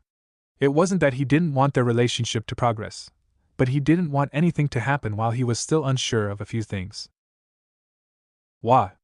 she asked, eyes still out of focus. "That guy that was outside with you. You know, the pale one." "Oh, him? I thought he was one of your friends." She tried to lean up and kiss him, but he pulled back. "What?" she hissed. "I've never seen him before." Taiyuya sighed loudly. She couldn't for the life of her understand why his lips weren't on hers. "Well, he brought you up, so what was I supposed to do? Be rude and tell him to get lost? I told you, I thought he was one of your friends." "I know, I don't know." He fully sat up, smirking when she groaned in protest. "I'm pretty sleepy." He hopped off of her to head towards the bedroom, leaving her horny and pissed off. "Are you serious right now?" she yelled, throwing a pillow at the back of his head. She wasn't at all surprised when he easily dodged it, but it still made her angrier. She honestly didn't see what the big deal was. They'd spoken for at most 5 minutes, and she'd instantly gone back inside once she realized he was starting to hit on her. As far as she was concerned, she'd done the right thing. "Aren't you coming?" he asked, turning around at the doorway to their room. She watched him pull his shirt off in an attempt to entice her, as if she needed any more encouragement. In milliseconds, she was on her feet. She pulled her own top off and tossed it onto the couch where she'd just been reclining. "Fuck yeah, I am." Chapter 40. Taiyuya slowly slid her eyes open, waking up completely on her own for the first time in months. There was no alarm or anko shaking her awake to start training, and for a moment, she was worried that she'd overslept. At least until she looked out of the window to see the Hokage monument staring back at her, and remembered that they were in Konoha. Their trip was over, and they could basically do whatever the hell they wanted from now on. Yawning, she sat up and stretched. She was just in her bra and panties, and looking down at Naruto, she noticed that he was only in his boxers. They'd never gotten the chance to do much else since they'd passed out soon after disrobing and getting into bed. She was still a little tired, so she happily laid back down next to Naruto and around her limbs, smiling at how comfortable it felt. His warm body and gentle breathing was lulling her to sleep all over again, and she was quite content to just laze the day away with him in bed. As far as she was concerned, they deserved the break. She traced the hard lines of his stomach with her fingertips, being as careful as she could not to wake him. He always looked so peaceful while he slept. It was the only time he wasn't putting on an act for someone else, or carrying the weight of the world on his shoulders. He was strong, but he wasn't invincible, and she wished more than anything that he didn't have to deal with so much bullshit. It wasn't fair that his life was so hard because of something he had no control over. A knock at the door made her groan. Apparently she'd spoken too soon about lounging in bed all day. It was probably one of Naruto's friends wanting to shoot the shit with him, but there was no way they were going to cut in on her quiet time. Taiyuya eased herself out of bed and tiptoed over to the bedroom door, looking for something to wear. Naruto's shirt was conveniently still in the doorway where he'd left it the night before, and it was just large enough to cover the important bits of both her upper and lower body. Shrugging, she pulled it over her shoulders and buttoned it up. She was just going to tell whoever it was to fuck off anyway, so getting fully dressed wasn't exactly a necessity. She stomped over to the door and threw it open. "Yeah?" she asked, glaring into the bright sunlight coming from outside. Her eyes adjusted after a couple of seconds to see an unfortunately familiar group of girls gaping back at her. Their gazes constantly shifted between her face and her attire. Not that she could blame them. Did you forget? We were going to grab lunch," Sakura said, still staring at her. Taiyuya's eyes widened slightly as she remembered the stupid promise she'd made the night before. "Oh shit, yeah? Sorry, I totally forgot. Rain check?" "No, we'll wait." She was caught off guard when they all at once rushed into the apartment, taking seats on their chairs. She was more than a little annoyed by their rudeness, but to be fair, she had promised. Well, give me like 5 minutes. Make yourselves at home, she added sarcastically, turning to walk back to the bedroom. She noticed that they were doing just that, brazenly looking around at all of their stuff. Typical. Naruto was just waking up as she re-entered the room, rubbing his eyes tiredly. "Mornin', Tayuya-chan," he mumbled, sleepily getting to his feet. She shot him a quick smile as she got dressed, pulling on the first item she could get her hands on. "Hey, sorry for waking you." "It's okay, I needed to get up anyway." He stretched, muscles tensing. His eyes were still shut as he stumbled over to the bedroom door. "I'm gonna make some ramen or something." She processed his words just a little bit too slowly. By the time she turned to stop him, he was already halfway out of the door. "Naruto, wait." It was too late. Tayuya slammed her hand over her face when she heard the girls scream from the living room, and not even half a second later, Naruto ran back into the room with wide eyes and a panicked expression. He was definitely awake now. He quickly ran and jumped back into bed, pulling the sheets over his head so that only his face was visible. "What are they doing here?" "I'm going out to lunch with them in a few minutes," she explained, running a brush through her hair. "You couldn't warn me?" he yelled, still hiding under the covers. Tayuya rolled her eyes and pulled the sheet off of his head. "Sorry." She leaned down and kissed him on the cheek. "Forgive me?" Naruto sniffed indignantly. "Not with a kiss like that." She smirked and leaned down again, grabbing his chan and pulling it up so that she could place a long, searing kiss directly on his lips. "How about now?" It took him a few seconds to gather himself before speaking. Her kisses had a scary effect on him. "Well, just this once," he joked. Tayuya walked over to the bedroom door. "I'll be back in a few hours. Be good," she warned, giving him a playfully stern look. Naruto grinned back at her. "No promises." As soon as she left the room to rejoin the girls, they stopped whispering amongst themselves to stare at her. Most of them looked amused, but Hinata was glaring at her like she was something that had crawled out of a gutter. "Ready to go?" Tayuya asked, already dreading this whole thing. The girls giggled but stood up to follow her out of the door. Seconds after Tayuya had closed and locked it, the girls began to gossip. "When did Naruto get so hot?" Ino practically shrieked, gripping Sakura's arm. Tenten nodded her head, exuberantly agreeing with her friend. "Seriously. Did you see his abs? Dude. I think his body might even be better than Lee's." Taken aback by the sudden burst of conversation, she was eventually able to calm down enough to address Naruto's friends. "Hey, that's my boyfriend you're talking about," Tayuya seethed, shooting them both angry looks. Ino rolled her eyes. "Oh, come on, it's just a little bit of fun." "Yeah, lighten up," Tenten added. Tayuya angrily tensed her jaw, leveling them with her most dangerous glare. "I don't fucking like it. Stop." She knew she'd overreacted a bit, but they were all just so pretty. Especially Ino.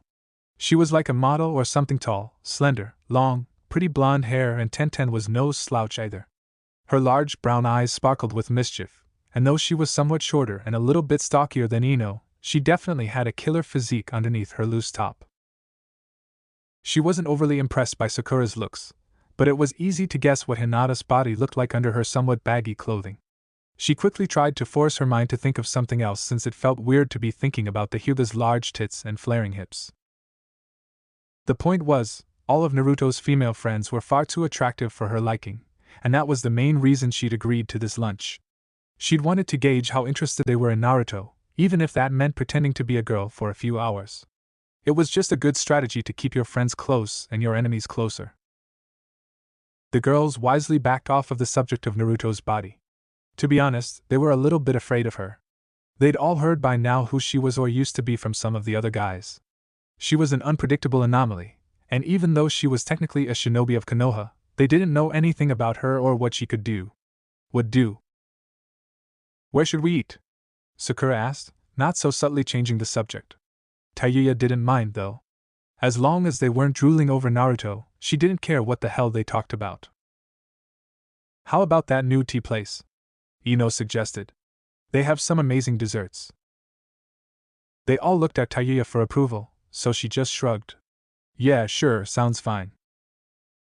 While they walked to the restaurant, Taiyuya couldn't help but notice a gentle buzz of conversation surrounding them. Guys were literally coming out of their homes to watch them walk down the street like there was a parade going on, and kids looked up at them with awe. It made her wonder if the real reason they weren't prancing around town together was for attention.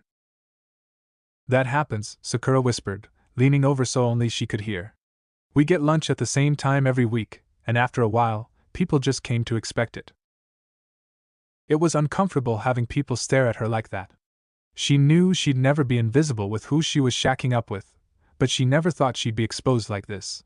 Luckily, they reached the restaurant and found seats near the back where they could be away from prying eyes.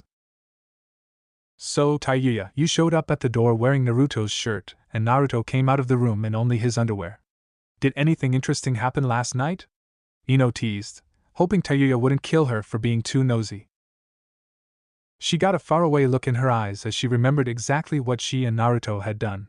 They hadn't gone all that far due to fatigue, but he had tried this new thing with his tongue that had sent weird, electric shocks to places she frankly didn't feel comfortable mentioning to them. You could say that. Tenten groaned and leaned her head on her chin. I can't believe Naruto's getting more than any of us right now. I need a boyfriend. Hello? Niji? Ino reminded her, wriggling her eyebrows suggestively. He's been gone for like a week now, and even if he was here he wouldn't want to do anything. He always says it's not proper. Tenten angrily took a sip of her water. What a waste. What about you and Shika? Sakura asked, looking over at Ino.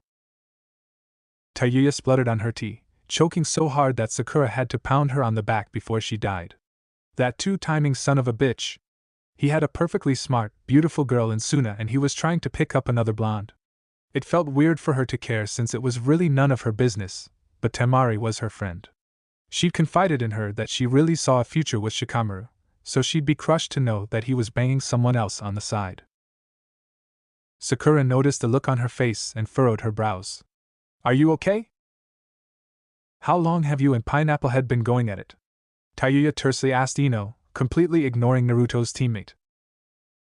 They all laughed at her nickname for Shikamaru, much to her ire. She wanted answers, damn it. Finally, Ino calmed down enough to say something. Well, we haven't been. Not yet anyway. But I'm breaking him down, I can tell. Taiyuya felt herself relax slightly. Whatever it was they had seemed mostly one-sided. She actually couldn't understand why she was chasing a bum like Shikamaru when she was as pretty as she was. For that matter, she couldn't understand why Temari was so into him. Sure, he was pretty smart, but he was average in every other way. Or maybe she was just spoiled because Naruto was so amazing. You can do it, Ino! Tenten cheered, hugging her lightly. Sakura nodded her agreement. Yeah, no guy can resist you. Wait, so let me get this straight. You meet up once a week just to gossip? Taiyuya asked, staring incredulously at all of the girls. Tenten shrugged. If you want to put it that way, sure. A small smirk appeared on the redhead's face, and she took a long drink from her cup of tea. This was perfect.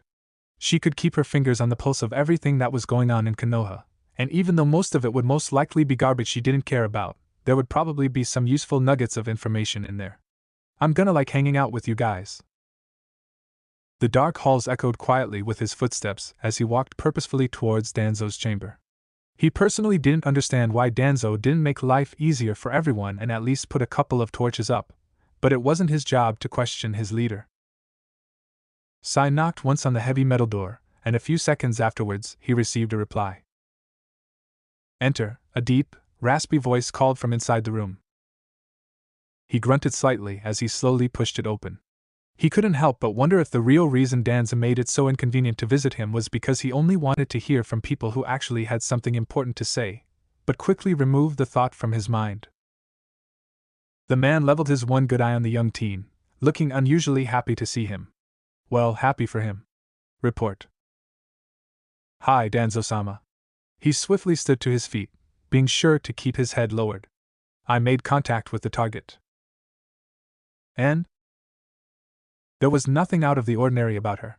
She displayed a normal level of caution in regards to my presence, and she did not seem to possess any particular strength. Sai glanced up long enough to see that Danzo's frown had morphed into a sneer. Disappointing. And Kyubi? My apologies, sir. I was unable to approach him due to his constant proximity with other shinobi, but I did notice that he and Taiyuya seemed to have a special relationship. So she's his weakness? It would appear so, Danzo-sama. The man cracked a grin.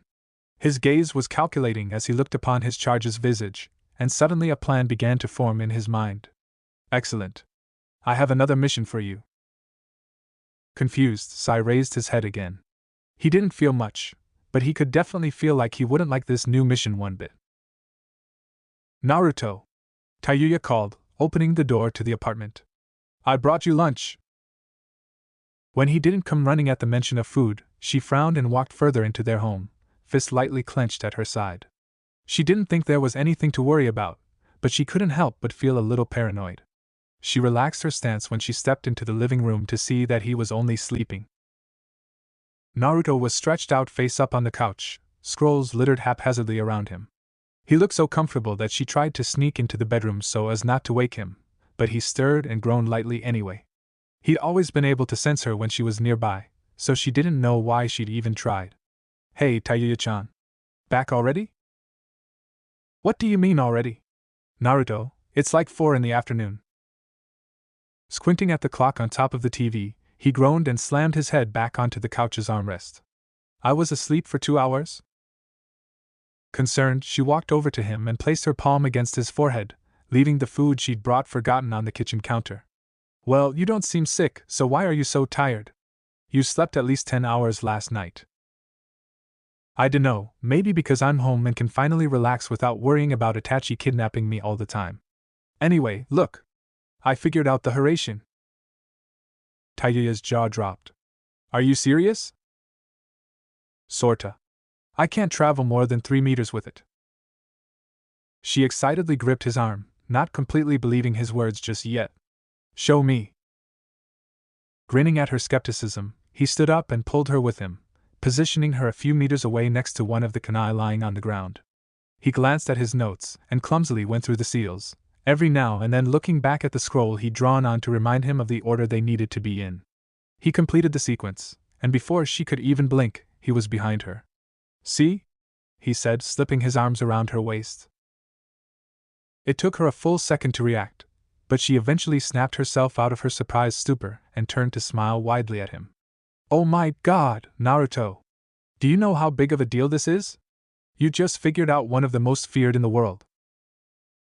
Looking at the sheer pride in her light brown eyes, he couldn't stop himself from puffing out his chest a bit. She got so much more excited about his accomplishments than he did, and he loved it. Sure, he'd been happy to finally figure it out, but she took it to a whole new level. I know. It's weird though. What is? She asked, finally calming down a bit. She brought her arms up and laced her fingers behind his neck. I just modified the seal I found on the kunai, and since they belong to the 4th. Instantly picking up on where he was going, she squinted her eyes and tilted her head a bit. In a certain light, he did look like the picture she'd seen of Yondaime. Do you think you might be related to him? Naruto only shrugged in response. Might be, who knows. Anyway, I have to work on it some more to make it more attuned to my chakra, but in a few weeks I should have it so that I can teleport anywhere. When she suddenly backed away and began to form seals, he curiously studied her hands. It was a jutsu he wasn't familiar with, so she must have just learned it recently. What are you doing? Without looking at him, she slowly continued to mouth the seals to herself, struggling slightly to remember them. Putting a genjutsu on the windows. I learned it from my family's scrolls a couple of days ago. Why were you doing that? She finished a couple of seconds later, and immediately pulled her shirt overhead and dropped her pants. Clad in only a pair of black shorts and a bra, she kicked her clothing into a corner. That's why she smirked, staring up at him. He took a second to just admire her body as she stood in front of him. He didn't know how she maintained such a perfect balance of strength and femininity, but she was doing it. Her shoulders were a little broader than most girls, and she actually had a fairly pronounced six-pack if she flexed, but he loved that about her. She didn't care how she looked physically and concentrated solely on getting as strong as possible. Her legs were especially strong-looking, the muscles of her thighs and calves easily visible when she walked. So that's why he was extremely disappointed when she simply plopped down on the couch and grabbed the scroll he'd been reading, crossing her legs underneath her. She barely got past the first line before the feel of his eyes on the side of her head was too much for her to ignore. "What?" she asked, noticing his pout. "I thought you were undressing so that we could make out to help me celebrate learning Horatian." She raised her eyebrows and tried not to laugh. "No, I just took my clothes off because it's more comfortable." Realizing that she had no intentions of having a little fun, he walked over to the food she'd left on the counter, grumbling the entire way. She was obviously more interested in the jutsu than him at the moment, and weirdly enough, he felt a little jealous. Of a jutsu. That he'd figured out. He shoveled a mouthful of noodles down his throat and smirked appreciatively. At least she'd brought him some amazing food to eat. "So how was your lunch? Did you like them?" "Yeah, they're alright. Really gossipy, though." "Do you, think you could be friends with them?" he asked, trying not to look as eager as he felt. Tayuya put down the scroll. She knew what he was getting at. He really wanted her to stay in Konoha, and she really couldn't say no to those bright pleading eyes of his. "Yeah, probably." He grinned and walked over with the container of food, plopping down next to her on the worn couch. Tayuya glanced over at him with a ghost of a smile on her face. As she read and he ate, the silence between them was comfortable. There was no pressure to speak or even acknowledge each other, just knowing the other was there was more than enough. If she could spend the rest of her life like this, she wouldn't complain one bit. They spent the next few days lounging around the apartment and visiting Naruto's friends one-on-one. She'd never admit it, but she was a little pleased that they were all warming up to her. Kiba was really the only one who still seemed mistrustful of her, and as far as she was concerned, 1 out of the 11 or so friends he had wasn't anything to worry about. Yeah, she didn't particularly care what they thought, but she knew Naruto did. It sometimes even felt like he was bullying them into liking her, inserting little innocent threats that even she'd missed the first few times he made them. Out of everyone Naruto knew, she'd been most interested in meeting Irika again. Last time she hadn't known what the man meant to Naruto. She hadn't known that he was one of the first people to actually believe in Naruto, and see him as the amazing person that he was. She'd been sure to be extra respectful towards him, cutting out her bad language completely whenever she spoke to him. Even though it was a little awkward pretending to be nicer than she was, it was fun learning things about Naruto from the people who'd known him for years. Today wasn't going to be fun at all, though. That morning, Sakura had personally stopped by their apartment to tell them that they had to get checkups now that they were back in the village. It made sense since they'd been all over the shinobi world and had probably been exposed to dozens of different types of foreign bacteria, but that didn't mean she had to like it. She mostly dreaded it because she wasn't sure what they were going to say. As far as she was concerned, ignorance was bliss, and the less she knew the better. Naruto had gotten his examination first and had come out with a clean bill of health and sucking on an orange lollipop. She'd had to roll her eyes at that. So much for breaking him of his infatuation with orange. He made plans the day before to visit with Niji since the Hyuga was finally back in the village after an extended mission, so he'd left her alone at the hospital. Something that actually kind of upset her, but she didn't want to seem all scared and weak in front of him, though he'd have probably stayed if she'd asked. He was just that kind of person. "Come on in, Tayuya-san," Shizen smiled, poking her head out of her office. Tayuya made a big show of dragging herself off of the hard wooden bench and slouching into the woman's office, making it obvious to anyone who happened to be watching that she wasn't looking forward to it one bit. "Oh, don't look so glum. I'm sure you're in perfect health." The woman patted the leather examination table, the thin, white paper, crinkling noisily under her touch. "Hop on up and we'll get started." As soon as she was properly seated, Shizen began running a bunch of the same tests she'd had to do before she left. Eyesight, reflexes, grip, things that basically proved she was still a capable shinobi. She'd also had to go under a few more personal exams that required her to be nearly naked, and she couldn't help but wonder if Naruto had been subject to similar tests. Even if it was Shizen, she didn't like the idea of some other lady feeling him up. Still, the way the woman nodded after each test put the redhead's mind at ease. She didn't look concerned about anything, so maybe she wasn't going to die. After drawing what looked like an entire pint of blood from her arm, Shizen gently stuck on a band-aid and handed her a purple lollipop. "I'll be right back, just need to run this up to the lab to make sure everything checks out." Popping the candy into her mouth, Tayuya shrugged and leaned back on her hands with a sigh. Her eyes roamed the office, looking at the few pictures on the medic Nin's desk. She smiled slightly at one of Naruto, Shizen, and Swanda. He used to be so cute. He still was, but in a much, much different way. Out of the corner of her eye she saw her file sitting on the table, and despite how afraid she was to look, she quickly hopped off the examination table and grabbed the folder. It couldn't hurt to see exactly what Shizen had been scribbling during her exam.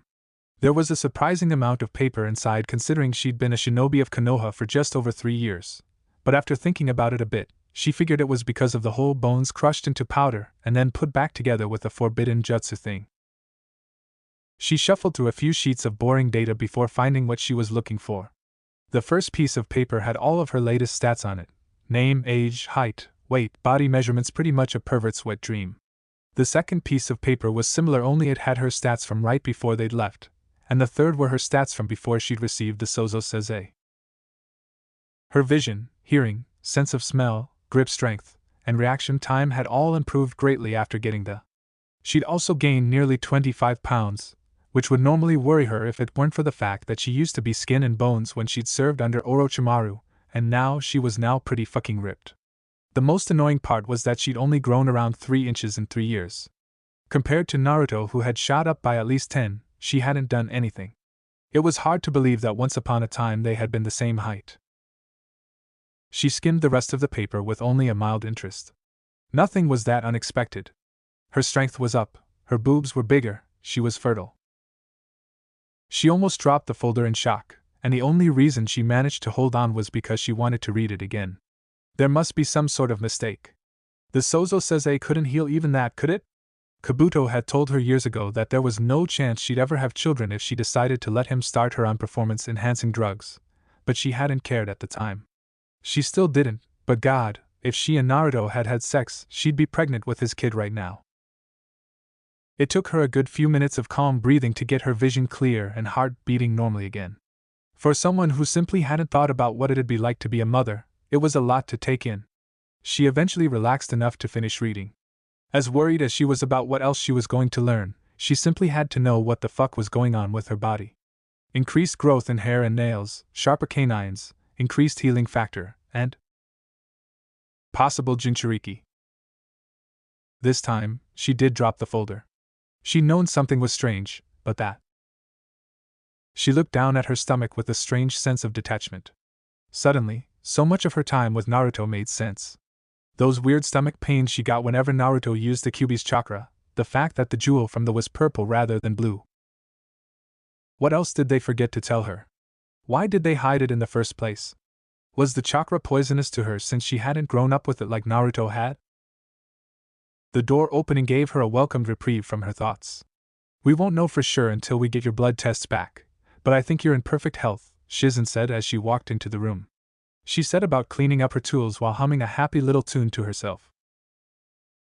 Tayuya took a second to compose herself before speaking, not wanting to sound as angry as she felt. Why didn't anyone tell me? Confused, the woman turned to face her. Tell you what? Shizen looked down at the folder in Tayuya's hands and gasped. Tayuya. I have fucking demon chakra inside of me and no one thought it was important enough to mention. She seethed, giving up on trying to calm herself down. She'd never been all that good at it anyway.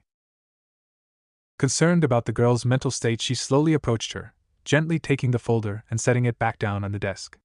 It hadn't adversely affected your health, and the Hokage thought it would be best if. So she's the one who made the stupid fucking decision to hide something this important from me? The woman's silence confirmed her question. Roughly pushing her way past Shizen, she stalked over to the door with the intention of getting some concrete answers. No, it was too late. The door slammed shut as Shizen rubbed her forehead with her hand, already dreading the chewing out she was going to get from Tsunade for being so careless. Tayuya's file was especially top secret, hence the reason she was handling her checkup. The hospital was right next door, so it only took Tayuya a couple of minutes to get down the stairs and over to the Hokage Tower. She sped through the front door of the Hokage Tower, completely blowing past the man standing at the door. Excuse me, do you have an app? Shut up! She screamed in the Chunin's face, eyes blazing with fury. The man's jaw dropped, and the clipboard he'd been holding clattered to the ground. It was the first time that had ever happened to him in his 3 years of working at the Hokage Tower, and to be frank, he had no idea how to react. By the time he moved to stop her with force, she'd already disappeared up the stairs. She pushed open the large, wooden double doors of the Hokage's office and stomped over to Godame's desk. She felt momentarily intimidated by the sheer power that the woman seemed to exude, but her anger far outweighed her fear. "Why the fuck did no one tell me that I was a..." she yelled, arms crossed tightly over her chest. "Come in," Tsunade drawled sarcastically, glaring at Taiya from over the report she was reading. A pair of thin glasses were perched on her nose, and she slowly pulled them off and set them down in front of her. She saw the Chunin guard approach from behind the girl to remove her, but she waved him off with a flick of her hand. Based on what she'd heard from Anko about the redhead's skill, he probably couldn't have done anything about her anyway. Growing impatient, Taiya huffed loudly. "Well? Because you didn't need to know." "What kind of bullshit logic is that? Who the fuck do you think you are to tell me what I need to know?" The blonde frowned and put down the document. "Watch your tone." Taiya forced herself to calm down a bit. She was angry, but not to the point where she was still somewhat afraid of the Hokage. She did sort of hold her life in her hands, after all. "Why didn't you tell me?" she asked again. "I felt that it didn't matter at the time. The Kyuubi's chakra had no adverse effects on your body, and I didn't want it to weigh you down with something that won't have any effect on your life." "So just when were you planning on telling me?" "Hopefully never." At Taiya's astonished glare, she sighed and stood up, walking around to the front of the desk and leaning back against it. "I didn't want you to be targeted like Naruto is." As if by magic, Taiya's face morphed from anger into worry. "By the Akatsuki? Why would they want me?" "It's not just the Akatsuki. Naruto has more enemies than even he's aware of. Some right here in Konoha," the woman explained, choosing her words carefully. She unfortunately didn't know that that was the worst possible thing she could have said to her. She cared about Naruto more than she cared for herself. "Who? Why are they allowed to even be here?" Tsunade sighed again. "It's not that simple." "Why isn't it? People want to hurt Naruto, so take them the fuck out." As afraid as she was of having demon chakra inside of her, she was much more afraid of losing Naruto. It wasn't even completely about him if she was being honest. Things were relatively stable now, but if Naruto died, she'd have to once again start her life over. There was a very good chance that she'd never meet another guy like him, and she'd recently learned that she didn't actually want to spend the rest of her life alone. Kissing, hugging, and just having someone there felt way too good. She didn't have to rely solely on herself anymore, and that freedom of knowing someone had her back was something she was more than prepared to fight for. The woman smiled at the fuming redhead. "You really are seeing Naruto, aren't you?" "So?" Taiya asked defensively. The question had come out of nowhere, and she could barely remember what she'd even come to see the Hokage about in the first place. "Do you want to be with him?" "What do you mean? I wouldn't be with him if I didn't." "I wanted to make sure you weren't feeling pressured into something you don't want." "Pressured by who?" "By me. By everyone." At the girl's confused frown, Tsunade rolled her eyes. "Look, when I sent you on this trip, I wasn't just looking for information on Orochimaru. I wanted Naruto to have someone who could be like family to him. You probably know as well as I do that he's always been a loner even after getting friends. After seeing you two together, though, I'm worried that maybe you were pushed into something you don't feel comfortable with." Taiya blinked. It almost seemed like the Hokage cared about her. Maybe that's why she felt reasonably safe asking the biggest question she'd had since she'd first arrived in Konoha. "Why didn't you just turn me over to interrogation?" Tsunade shrugged at the question. "I don't really know myself. I suppose I saw something great in you. You were young enough to not have any permanent ideals, but old enough to understand that you were being given a real opportunity. We'd interrogated a lot of sound shinobi after the invasion, and you just didn't have that blind, idiotic loyalty to Orochimaru that they did." The redhead tilted her head slightly, realizing that she was right. She'd always followed orders, but that was only because she didn't want to be offended. Hell, ever since she and the Sound Four had been abandoned in favor of Kimimaro, she'd actually started feeling some resentment towards Orochimaru. "But you didn't know me." I was an enemy of Konoha. I'll admit it was a long shot, but Naruto liked you. I don't think you understand how big that is. Naruto's friendly to most people he meets, but he seemed to honestly connect with you. I never could have forced him to stay with you after the first day.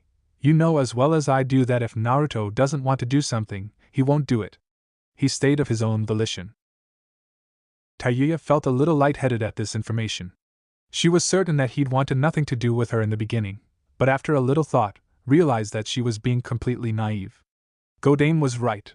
Naruto was one of the most stubborn people she'd ever met. It would have been easy for him to ditch her, but he hadn't even tried.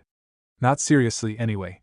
Even though he'd grumbled the entire time, he always showed up to wheel her around the village. Looking back, he'd been there for her since the day they met. If anyone can change a person, it's him, Tsunade continued. Your talent for genjutsu didn't hurt either. That's actually how I sold you to the council. Ever since the Uchiha were annihilated by Itachi, we've really fallen off in that area. Trying not to smile, the redhead relaxed her shoulders and nodded. I guess that makes sense. Great. Now that that's settled, what do you think of Konoha so far? Honestly? When Tsunade nodded, she took a deep breath. I don't care for it. After the way so many of them treated Naruto, I just can't give a shit. Seeing the frown on the Hokage's face, the girl shrugged. Sorry. No, I agree with you. Noticing Tayuya's shocked expression, she elaborated. Just because I'm the Hokage doesn't mean I can't see the problems right in front of me. But you need to understand that these people have potential. They're weak and close-minded, right, but with the right leader they can be so much more. I think that Naruto can be the one to change them all. You want Naruto to be Hokage? She gaped. Well, I'm biased, but yes. I think he could be the greatest Hokage yet. For the first time since she'd arrived, Tayuya allowed herself to fully smile. Me too. Just as quickly, the smile dropped. But I'm still fucking pissed you kept this from me. Fair enough. Keep it a secret for now. I don't want you being targeted as well. By who? She asked again, hoping the woman would let something slip. The Hokage only shook her head, letting her know that that was all she was going to get. I'll tell you and Naruto more about what's going on with your body later. For now, you need to rest. You're fighting Kakashi tomorrow. Tayuya bowed her head slightly and turned to leave the office. She left feeling a lot better about the whole situation.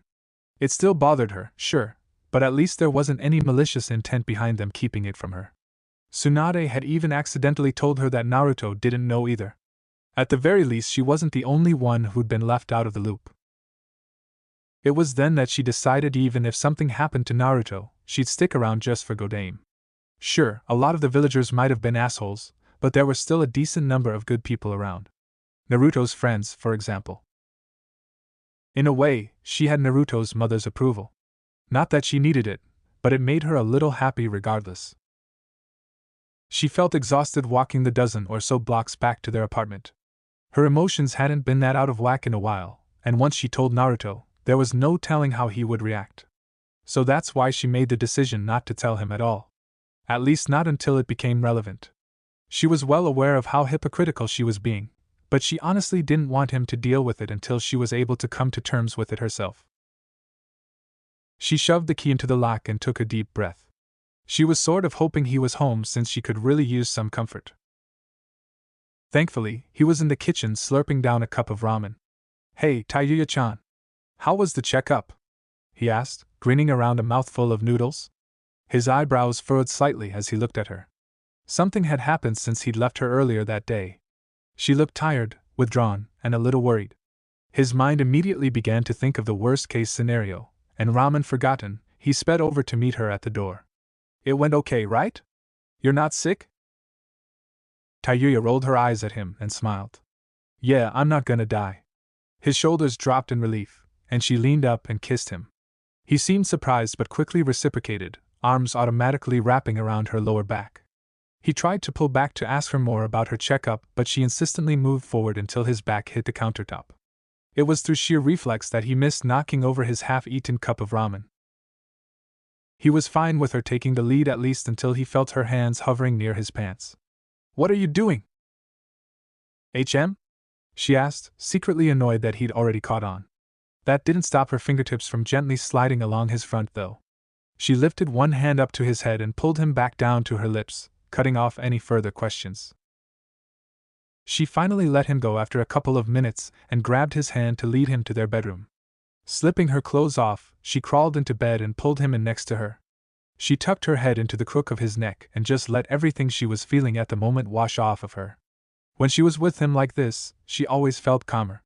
His arms wrapped around her to pull her closer, and he rested his chin on top of her head.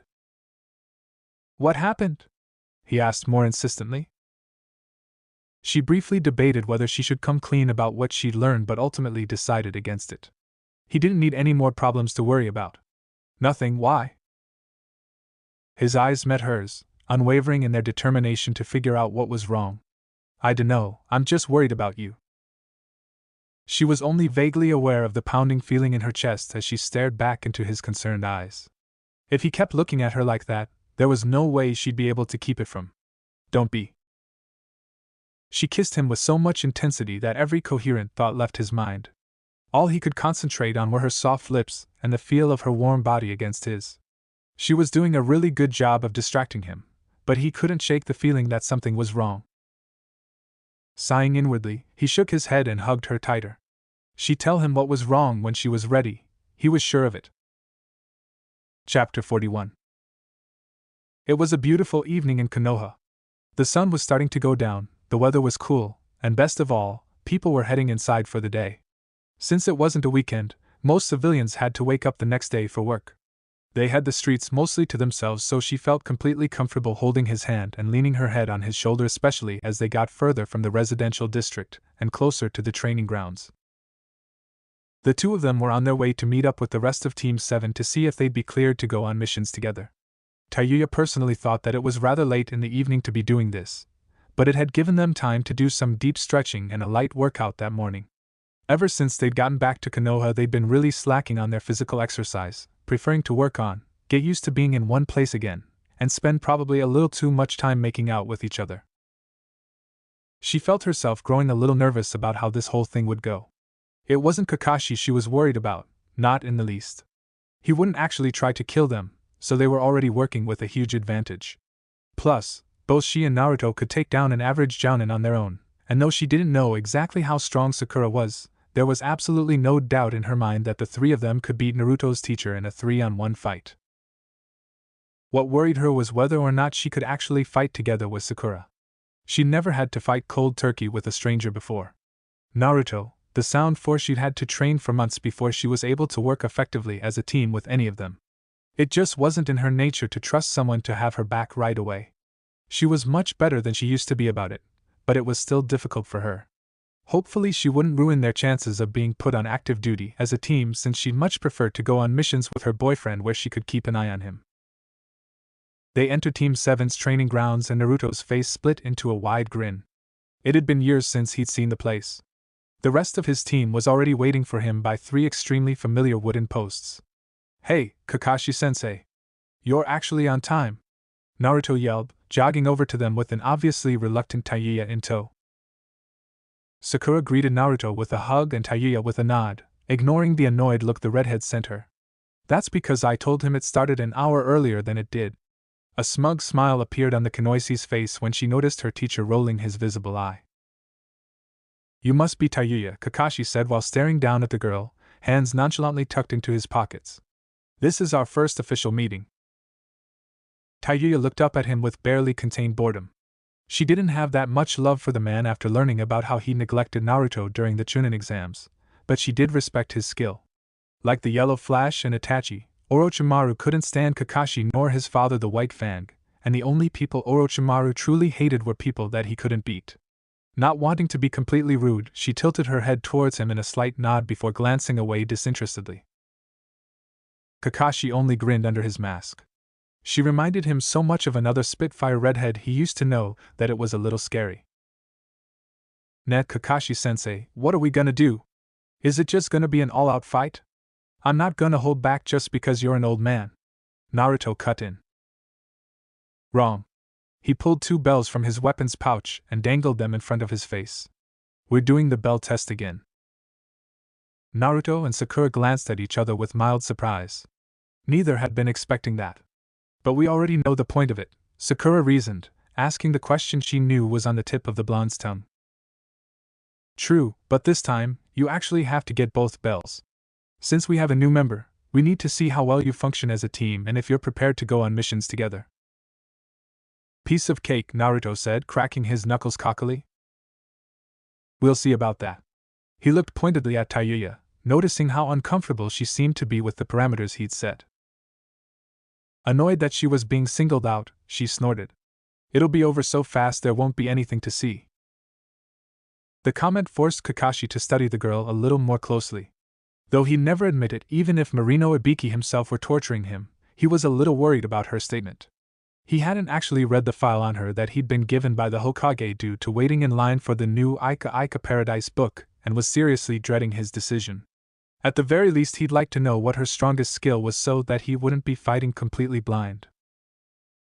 His gaze shifted to the blonde bouncing excitedly on his toes next to her. Well, at least he knew what to expect from Naruto. The boy hadn't seemed to have changed much mentally from the time he'd left, so handling him wouldn't be much of a problem. It was the same with Sakura. He'd sparred with her a few times in the past year, and though she'd improved greatly in the past 3 years, there was only so much that time could do. Alright, you know the drill. Come at me with the intent to kill. He cast another slightly nervous glance at Tayuya, and after a little more thought, reached up to his headband to reveal the Sharingan. There was just something about her that made him think he'd need to get serious if he wanted to beat them. Or more accurately, avoid actually being killed. And begin. Before the words were even out of his mouth, Sakura jumped forward and slammed her fist into the ground, kicking up a large amount of dust and sending a surprised Kakashi jumping back 20 feet. Well, she certainly hadn't shown that off in their spars. He quickly realized that they were trying to create a diversion. His Sharingan easily saw their shadows, and for a moment, he was disappointed by the obvious tactic. What he didn't see, though, was the fact that both Naruto and Tayuya had shed their weights in the confusion. He also failed to notice that Naruto had created 24 shadow clones and hid them in the recently made crater that Sakura had punched into the ground.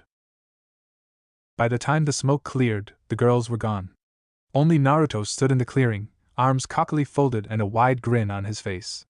He had to sigh heavily at that. Of course Naruto would be the one who didn't run.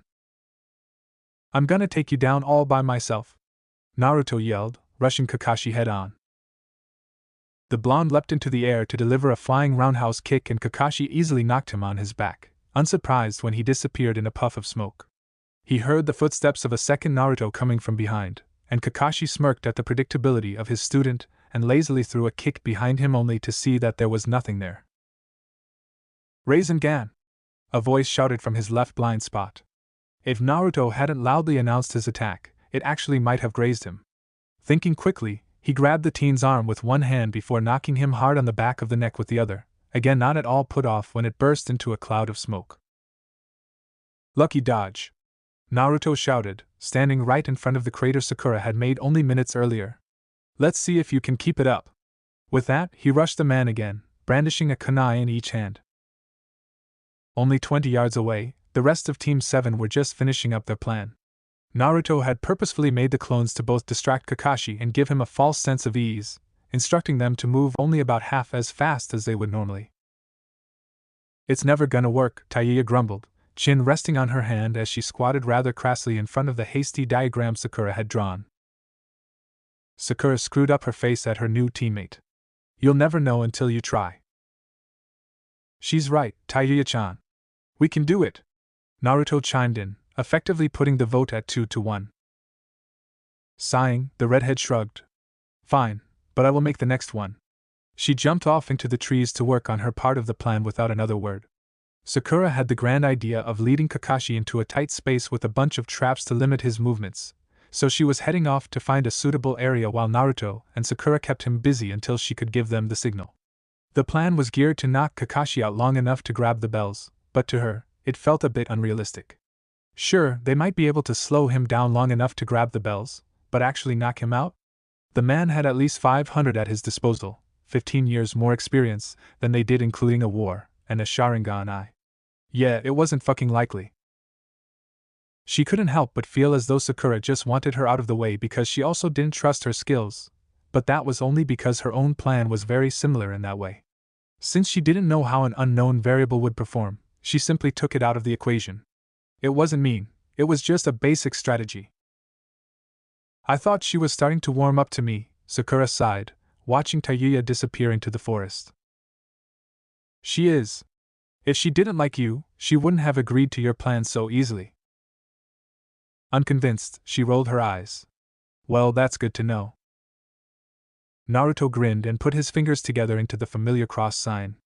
We'd better do our part too. He created 20 more clones and had them spread out in a circle surrounding Kakashi to serve as distractions. Their jobs were to make noise and toss kunai from the shadows whenever they saw an opening, adding little micro-stresses to hopefully throw their teacher's concentration off by even the smallest amount.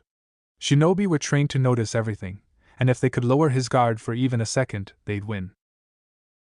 With 2 clones and Sakura flanking him, the blonde burst out of their hiding place. They each launched a kunai in his direction, sending Kakashi jumping back with each successive throw. You two are finally ready to get serious? Where's Tayuya? He asked, discreetly looking around for the missing girl. The blonde smirked. Oh, she's around. He rushed full speed at his teacher and threw all of his weight into a flying haymaker. His fist just barely grazed the man's cheek, and if it weren't for the Sharingan, it probably would have been a knockout blow. For his part, Kakashi was floored. After fighting such slow clones for the past 5 minutes, the speed of the real Naruto was breathtaking. It made sense in retrospect, though. Of course, he'd been holding back.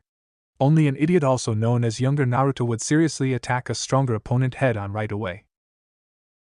As his mind pondered just how much the blonde had improved, he nearly missed Sakura coming from his right with a haymaker of her own. He quickly ducked under the blow, eyes widening as he felt the wind blow over his head. He had to admit, they definitely had him on his toes.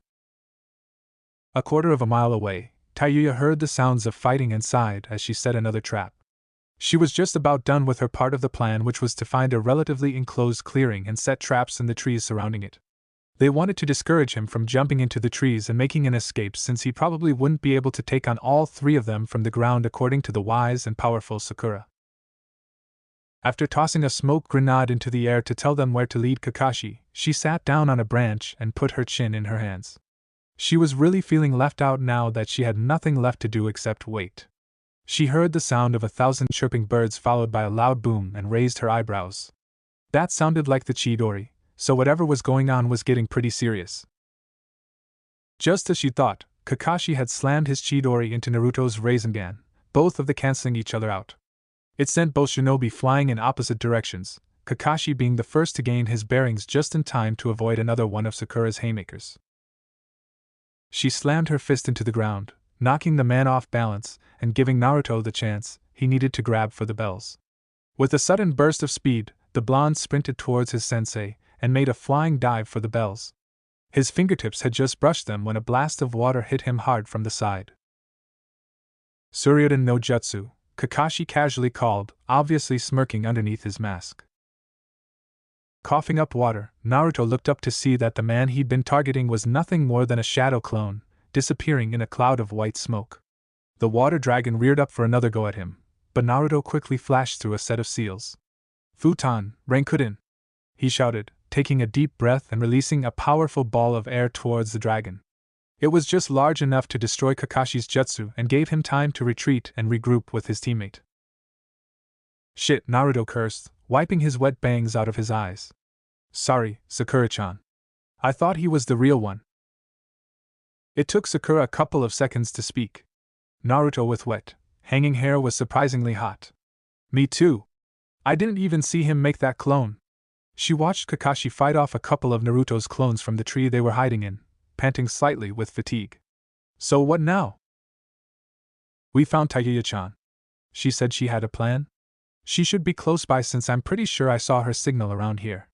He noticed her face sour slightly and shot her a grin. Don't worry, it'll work, he said, jumping back down to the ground. It wasn't safe to be in the trees since that's where all of her traps were. Hiding behind one of Jiraiya's, Shizen, Jiraiya, Tsunade, and Tonton observed the battle from afar. Jiraiya stood on one of the lower branches of a large tree while Tsunade and Shizen stood beneath him on the ground. Only Shizen was actually writing details about the battle down, making notes about everything from the way they worked together to the they used. Sorry I'm late. How are they doing? Enko asked, hopping down next to Tsunade from seemingly nowhere and making Taunton jump in surprise. They're doing well. Really well. Just what did you teach them? Tsunade asked. Though her posture reflected the cool confidence of a Hokage, it was hard for her to hide the pride in her expression. Enko shook her head. It wasn't just me. They've had all kinds of different teachers over the years, including each other. They also took the initiative and taught themselves a lot of what they know. They aren't lacking in drive, that's for sure. Hey, I taught them some useful stuff too. Jiraiya sniffed from above them. The blonde rolled her eyes. I'll bet. Tsunade looked back over the fight, squinting at Taiya, who had at some point scaled one of the tallest trees in the area. What's she doing? Is she finally using her genjutsu? Shizen, make sure you're recording this. Enko closed her eyes to hear the tune more clearly, and shortly afterwards she smiled. Sounds like she's using that one. Per Kakashi. That one? Shizen asked, looking up from the scroll long enough to shoot the Jounin a curious look. Enko only shrugged and smiled. You'll see. True to her word, Kakashi immediately began to stumble, narrowly missing a kunai Naruto had thrown towards his chest. Sakura made a grab for the bells, but he threw himself to the ground, rolling a few feet before stopping in a crouch. It took him a few seconds to realize what was going on. It was Taiya. Whatever she was doing was making him sick to his stomach, and after a little more thought, he figured out that the sound she was making was affecting his inner ear canals. Thinking quickly, he used the Sharingan to dismiss her genjutsu just in time to avoid the grabbing hand of Naruto. He kicked the blonde in the gut, and frowned when it disappeared in another puff of smoke. What a surprise. He's quick for an old man. I thought I had him that time, the blonde panted, glancing over at Taiya, who had just come down from her tree to land next to him. No kidding. I thought it'd take him a little longer to realize it was me, but I guess he's not the famous copy Nin for nothing. I have a plan, though. Smiling at her, he sent a few more shadow clones to keep Kakashi busy and signaled for Sakura to leave her position on the other side of the clearing to join them. Taiya-chan has a plan, he whispered as she approached. She's as smart as Shikamaru, so it'll definitely work.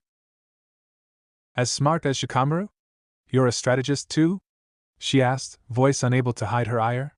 It seemed like the redhead could do everything, and Naruto constantly harping on about how great she was certainly wasn't making her feel any better.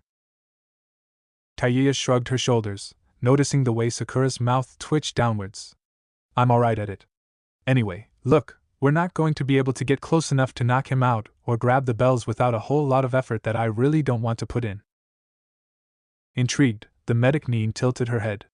So? What are you suggesting? The older girl made a scissoring motion with her fingers. We cut them off. If we can separate the bells from him without him noticing right away, it's in the bag. How?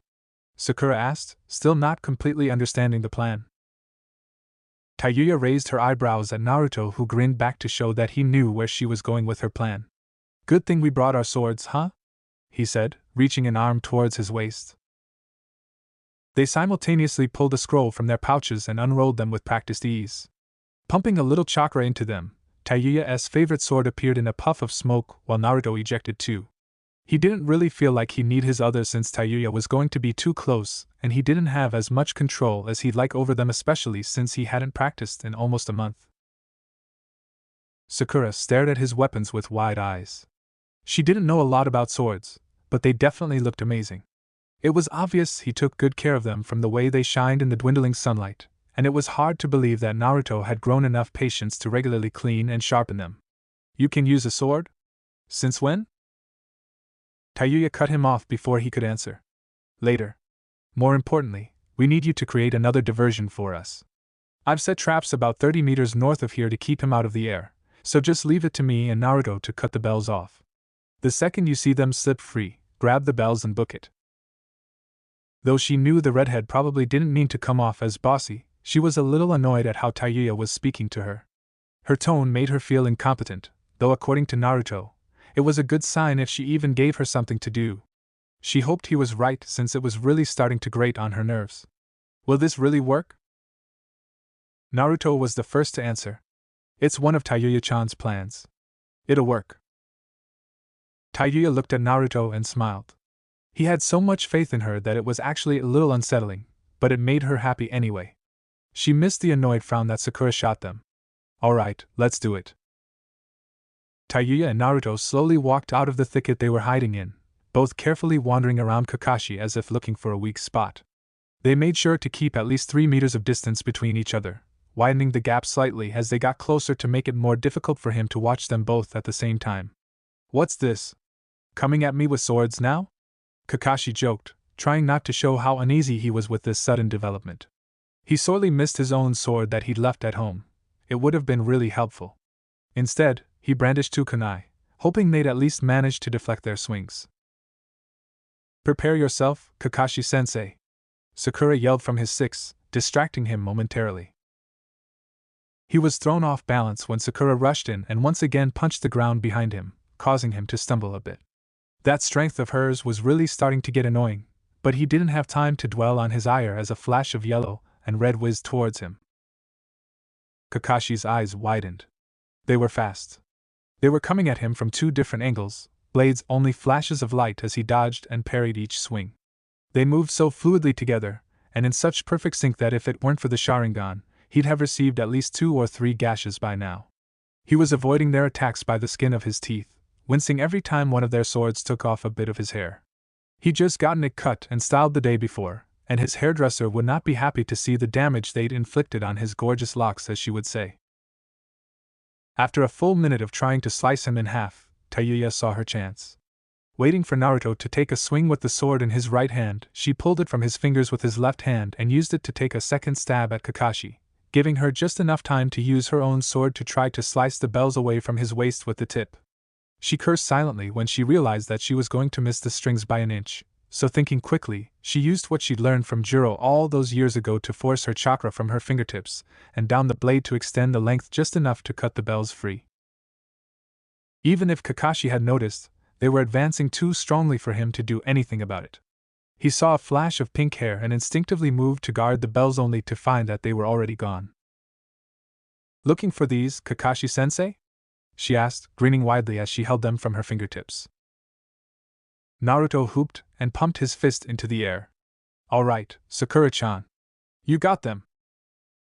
The Jounin discreetly wiped the sweat from his brow and pulled his headband back down over his Sharingan. He was more relieved than he cared to admit that it was over. They were really beginning to wear him down, and dodging 2 people with 3 very fast blades was no easy task. The adults who'd been observing the battle finally made their presence known, entering the clearing and approaching the tired shinobi. What do you think, Kakashi? Are they ready? Tsunade asked, discreetly checking the teens over for injuries. Even if she was supposed to be somewhat impartial as the Hokage, she couldn't stop herself from being overly concerned for their well-being. In a rare show of seriousness, the man nodded. More than ready. It's hard to believe they're still Genin.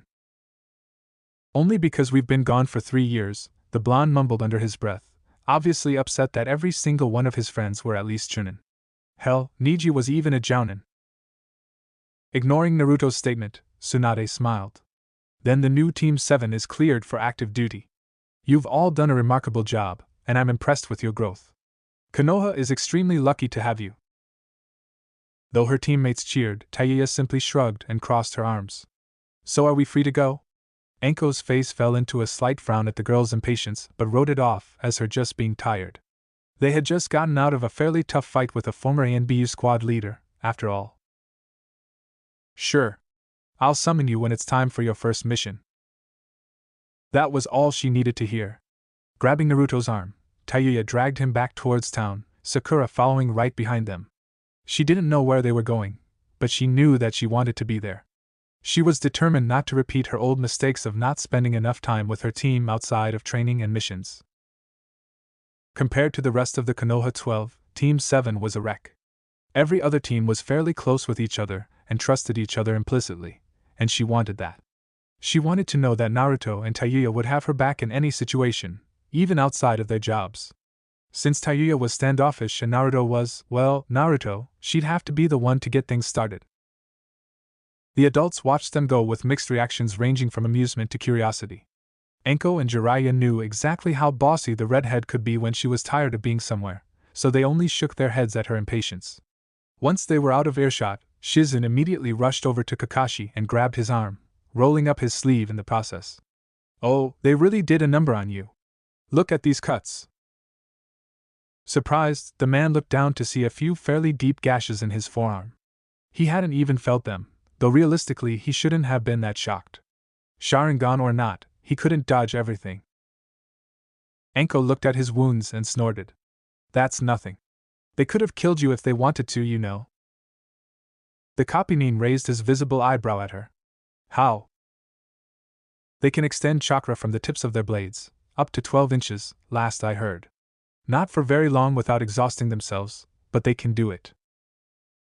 "12 inches? Naruto has that kind of chakra control now." He rubbed his forehead and sighed. They really could have killed him simply because he'd underestimated them. Where had they learned such a scary skill? Very few people thought to use it, and even fewer could pull it off effectively.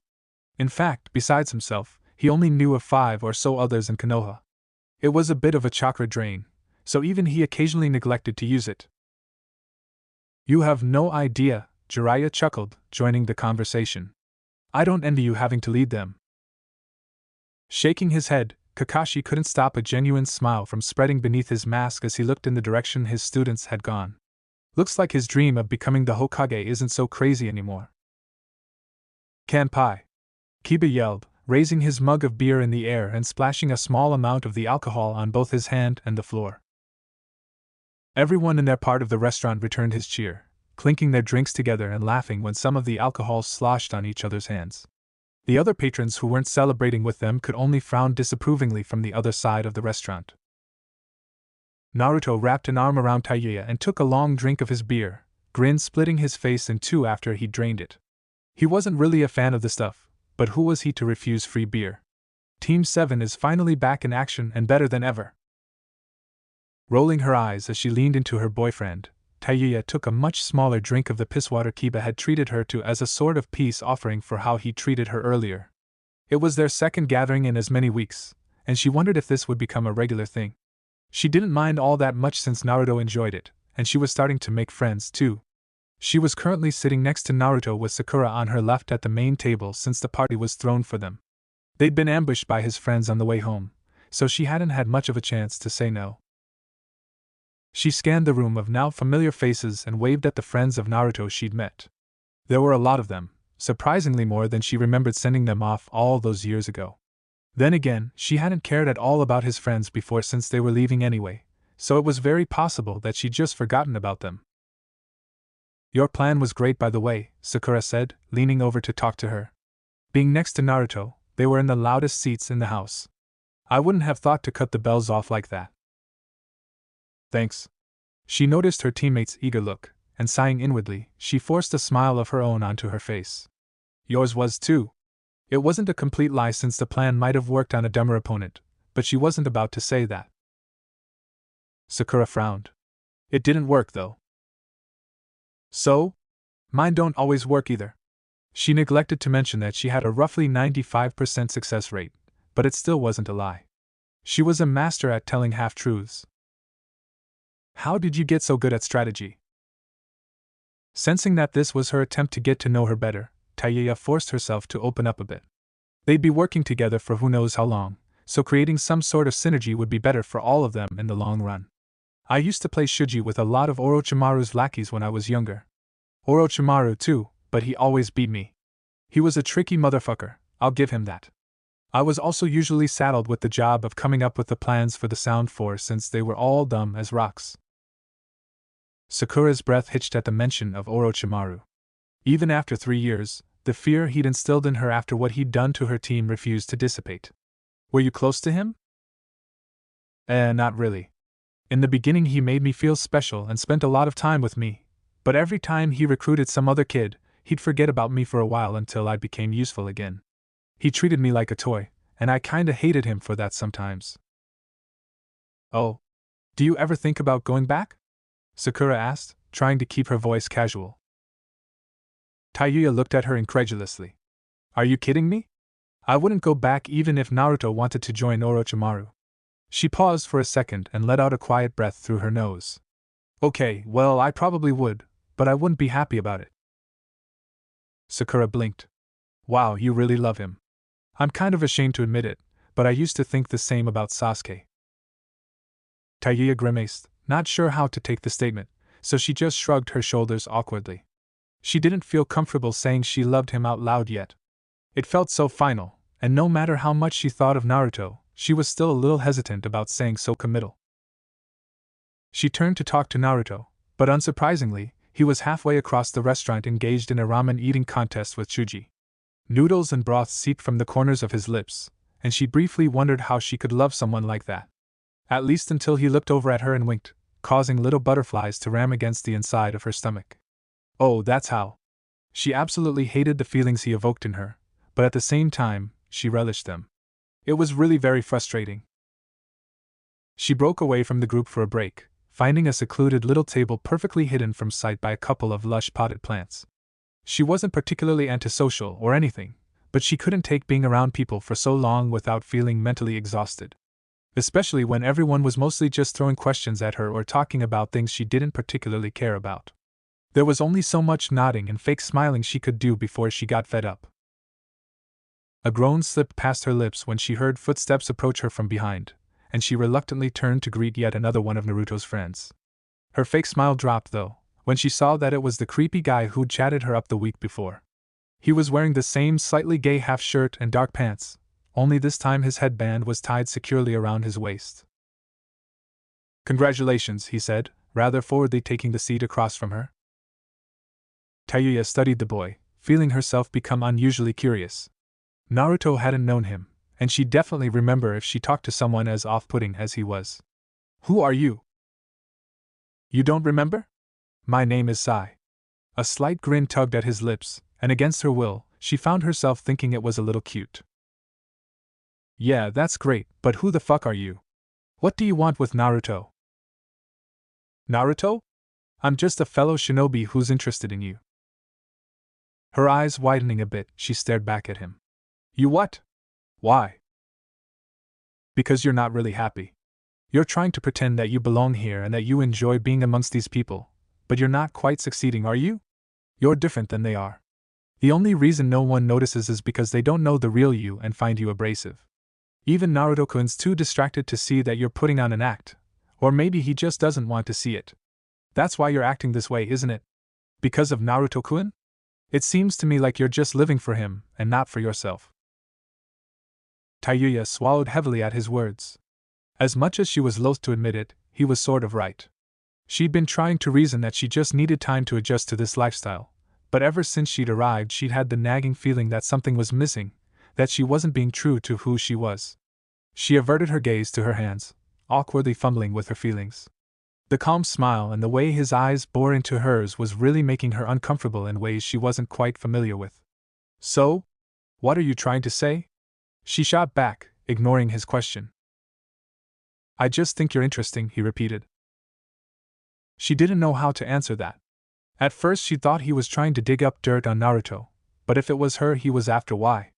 What could she possibly have to offer him? Did he know about her having the Kyuubi's chakra inside of her? The Hokage had implied that only the top brass knew anything about it, so there was no way some random dude off the street had heard. And that's when she realized it. He was hitting on her. It wasn't like it was her first time being hit on so blatantly, but it felt different this time. Not only would he be knowingly stealing her away from Naruto, but it felt like he knew her as more than just an attractive redhead he wanted to stick his dick into. Everything about him was making her feel unsure of herself, and worse, she couldn't tell if she liked it or not. I think so too, a terse, familiar voice said from behind her. Tayuya jumped slightly. She hadn't even heard or felt him approach, a fact that she attributed to her still being put off by Sai's forwardness. And Naruto! She exclaimed, leaning back from the boy sitting across from her. She hadn't actually done anything wrong, but it felt awkward to be talking to a random somewhat attractive stranger in a secluded corner of the restaurant. Hell, she'd think she was up to something. Looking over her head at Sai, Naruto's fingers tightened on the back of her chair. Who's your friend? She knew Naruto, and she could tell when he was upset. No, scratch that. He was bordering on pissed. At her. He's not my friend. I don't even know him. The more she spoke, the more angry she became. She felt like she was defending herself when she really had no reason to. It insulted her that he didn't seem to trust her, and worse, he showed no signs that he even believed her words. The black-haired shinobi stood up and extended his hand towards Naruto. It's nice to finally meet you, Naruto-kun. My name is Sai. Naruto glanced down at the offered hand and pointedly ignored it. This was the second time he'd caught him alone with his girlfriend, so that was more than enough reason to dislike the guy. Hi. Well, I'm stealing Tayuya-chan back from you. With that, he grabbed her arm and nearly pulled her out of the chair, moving her as far away as he could from the strange boy. He completely missed the way Sai's smile fell into a blank expression, and most importantly, the growing anger of his girlfriend. What the hell was that? She asked, ripping her arm out of his hand. He'd been gripping her so tightly that his fingers had left little red imprints in her skin. Sorry, something about that guy kinda bugs me. He looked back over at the boy as he said this, annoyed to find that he was still smiling at them from his seat at the table. Tayuya smirked. Because he's into me? She teased, nudging him slightly. She saw his jaw noticeably tighten and instantly backed off. Hey, I'm just fucking around. Naruto growled slightly. Stay away from that guy. Taken aback, Tayuya paused for a second. As long as she'd known him, he'd never ordered her around. The complete change in his personality was both disconcerting and a little scary. What? Naruto wasn't dumb. He could tell that she hadn't liked his tone nor his words for that matter. He forced himself to calm down in an attempt to explain himself better. I just don't want you to talk to him anymore. There's something off about him. She laughed a little, not fully believing that this was even happening. You're joking, right? I get that you don't want him hitting on me, but it's not really fair for you to say that to me. How is it not fair? I don't talk to girls in corners where no one can see me. The accusation literally blindsided her. She'd never shown an interest in any other guy, and the one time she speaks to someone else he gets angry with her? Seriously? When he didn't smile or otherwise hint that he was just joking, she grit her teeth. You're either a huge liar or super fucking dense. I don't know what you mean. Tayuya scoffed. Fuck it. She'd been waiting for a chance to bring this up anyway. Fine. You really don't see how the Hyuga looks at you. The shocked look that crossed his face confirmed that he was the latter. Just when she thought he was getting smarter. Hinata-chan? No way. She's my friend, and that guy is a complete stranger. That makes it even worse. I'm not gonna stop talking to Hinata-chan just because you think she likes me, he said. He crossed his arms as if to say that the conversation was over, and if that was the way he wanted to be, she'd gladly comply. Her eyes narrowed into a glare, and she turned to walk away.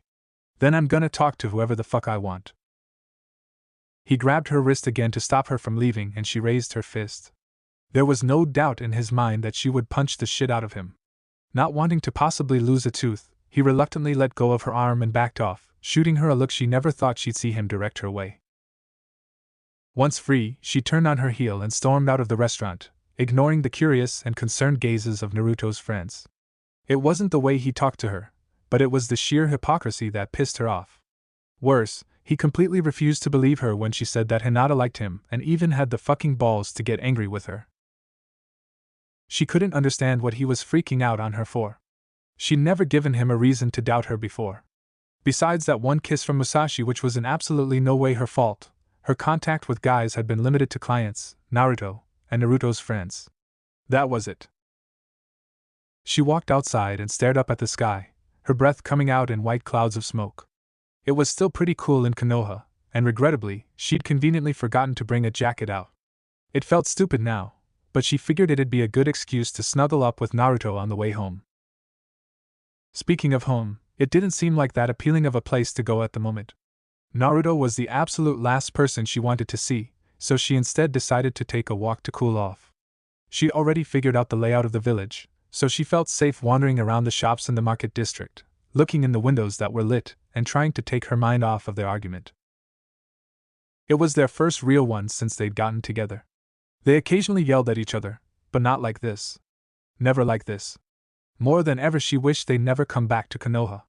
If it was just the two of them like it had been for the past 3 years, there'd be no Hinata or Sai and no stupid drama. This was exactly what she'd been worried about.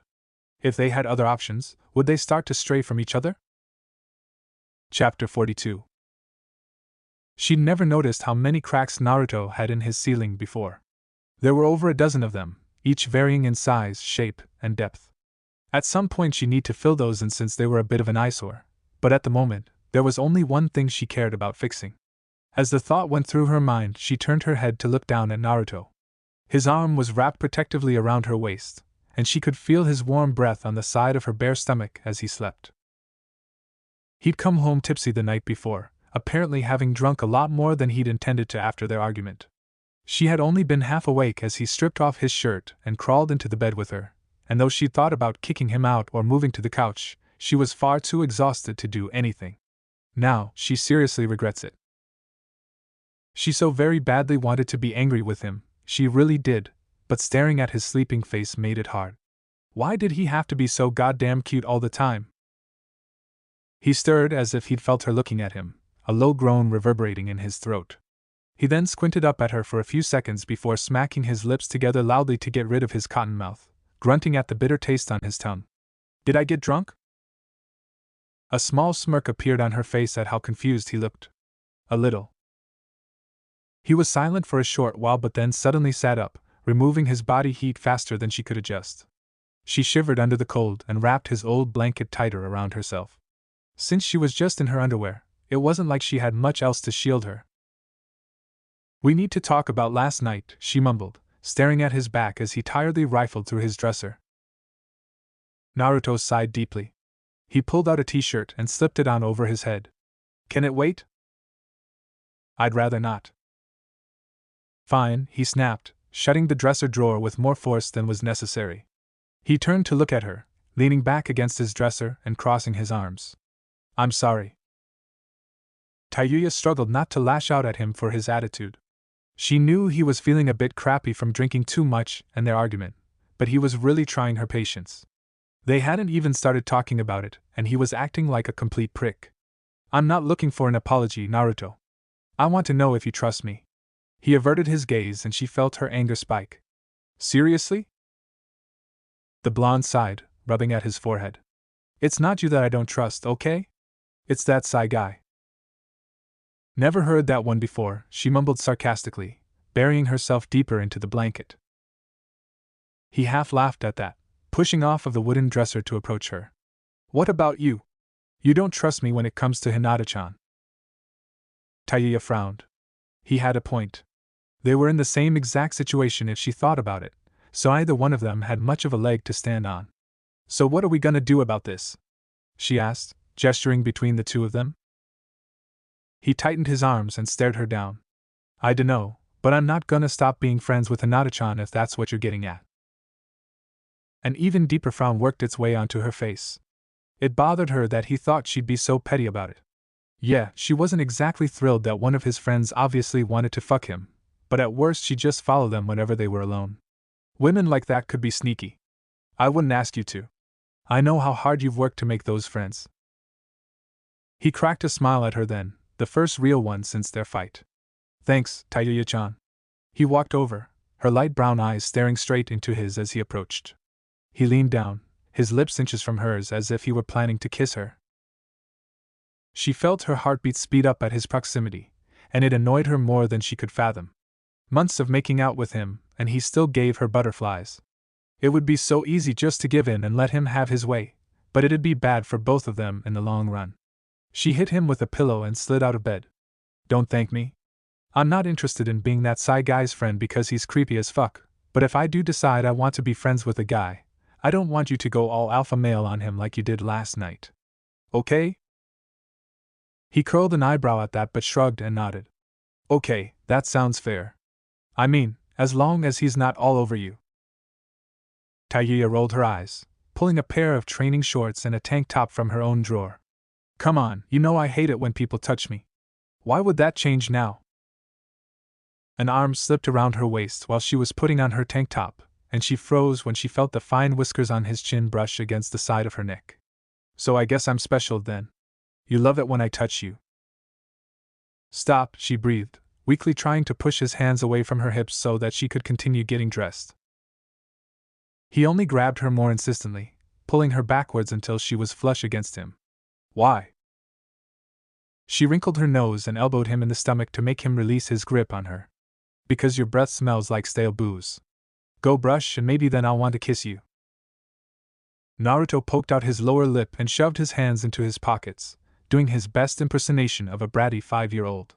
He shuffled out of the room, grumbling playfully about not getting any love. Shortly after he left, Tayuya dropped her head into her hands. Despite her understanding, it still bothered the fuck out of her that Hinata would continue to be a part of Naruto's life. She wanted to be okay with it, but she couldn't. She never really had to share Naruto's attention before, especially not with someone who so obviously wanted him. It was fucking maddening not being able to figure out what she should do. Worse, she didn't have anyone she could talk to about it. Enko wouldn't take it seriously enough, and she didn't trust any of the girls in Konoha since she'd known them for a couple of weeks at most. If only Temari were here she could ask her, but Suna was miles away. Sending a letter would take forever even by bird, and there was nothing like speaking face to face with someone and getting that instant feedback. As long as she was in Konoha, she was on her own. For the rest of the day she sat around just thinking. She didn't have any experience in dealing with this type of jealousy and worry, and the more she thought, the more upset she became. She was actually considering just killing the girl to bring herself some peace of mind, even though it was possibly the worst plan in the world and a whole new level of crazy. Not only would she not have Naruto, but they'd kill her, and everyone who had ever believed in her would be put under scrutiny for trusting an enemy. And she couldn't have that. But maybe if she could hire someone. Hey Tayuya-chan, what do you want for dinner? Naruto asked, taking a break from his exercising to stare at her. A light sheen of sweat covered his body as he lowered the dumbbells he'd been using to the ground. Without turning to look at him, because he was shirtless and sweaty, and she needed all of the brainpower she could get at the moment, she answered. Whatever's fine with me. Naruto sighed at her answer. He had tried his best to engage her in any sort of meaningful conversation, but she wasn't having it. It was obvious, to him at least, that they hadn't fully worked out whatever had been bugging her, even though she'd insisted she was fine multiple times. She just kept staring off into space. Every now and then she'd make a half-hearted attempt to read her family's scrolls, but after a few minutes her eyes would drift off into a bare corner, and her face would slowly become lost in thought. It was starting to bother him. I know we talked about this earlier, but are we really okay? She flashed him a small smile, looking away from the wall to meet his concerned blue eyes for a brief second. We're fine. Unfortunately for her, he wasn't willing to let it go that easily. It doesn't feel like we're fine. Is there something still bothering you? About Hinata-chan? He noticed she bristled when he said her name. Bingo. Even if she did like me, nothing would ever happen. I don't know what I can say to make you believe me. Tayuya frowned. It took more effort than she cared to admit not to tell him to shut the fuck up about it. She just wanted to be left alone with her thoughts for the time being. She'd never met a problem that she couldn't figure out given enough time and space, and she wasn't about to let a stupid minor issue like this freak her out. Still, to actually figure something out, she needed Naruto to stop bugging her every 5 seconds. It was becoming apparent that as long as she was in the apartment, she wasn't going to get any peace. I'm going grocery shopping. Do you want anything? She asked, suddenly standing up. She grabbed her weapons pouch from the counter and attached it to her hip, checking it to make sure that she had some cash. Until they went on actual missions, she was trying to be as careful as she could about their budget. Naruto sighed at her attempt to get away. He was annoyed that she wasn't willing to talk to him about it, but it looked like forcing the issue wasn't going to get him anywhere. Frowning, he answered, Ramen. She had to laugh a little at that. Figures. I'll be back in a little bit. His face dropped as she exited their small apartment. She wasn't being very subtle about not wanting to be around him, which was new for the both of them. They rarely, if ever, got tired of each other during their training trip, and it worried him that maybe she actually was interested in that Psy guy. A soft knock at the door grabbed his attention, causing him to tilt his head curiously. They only locked the door when no one was home or when they were sleeping, so he didn't understand why she didn't just come back in.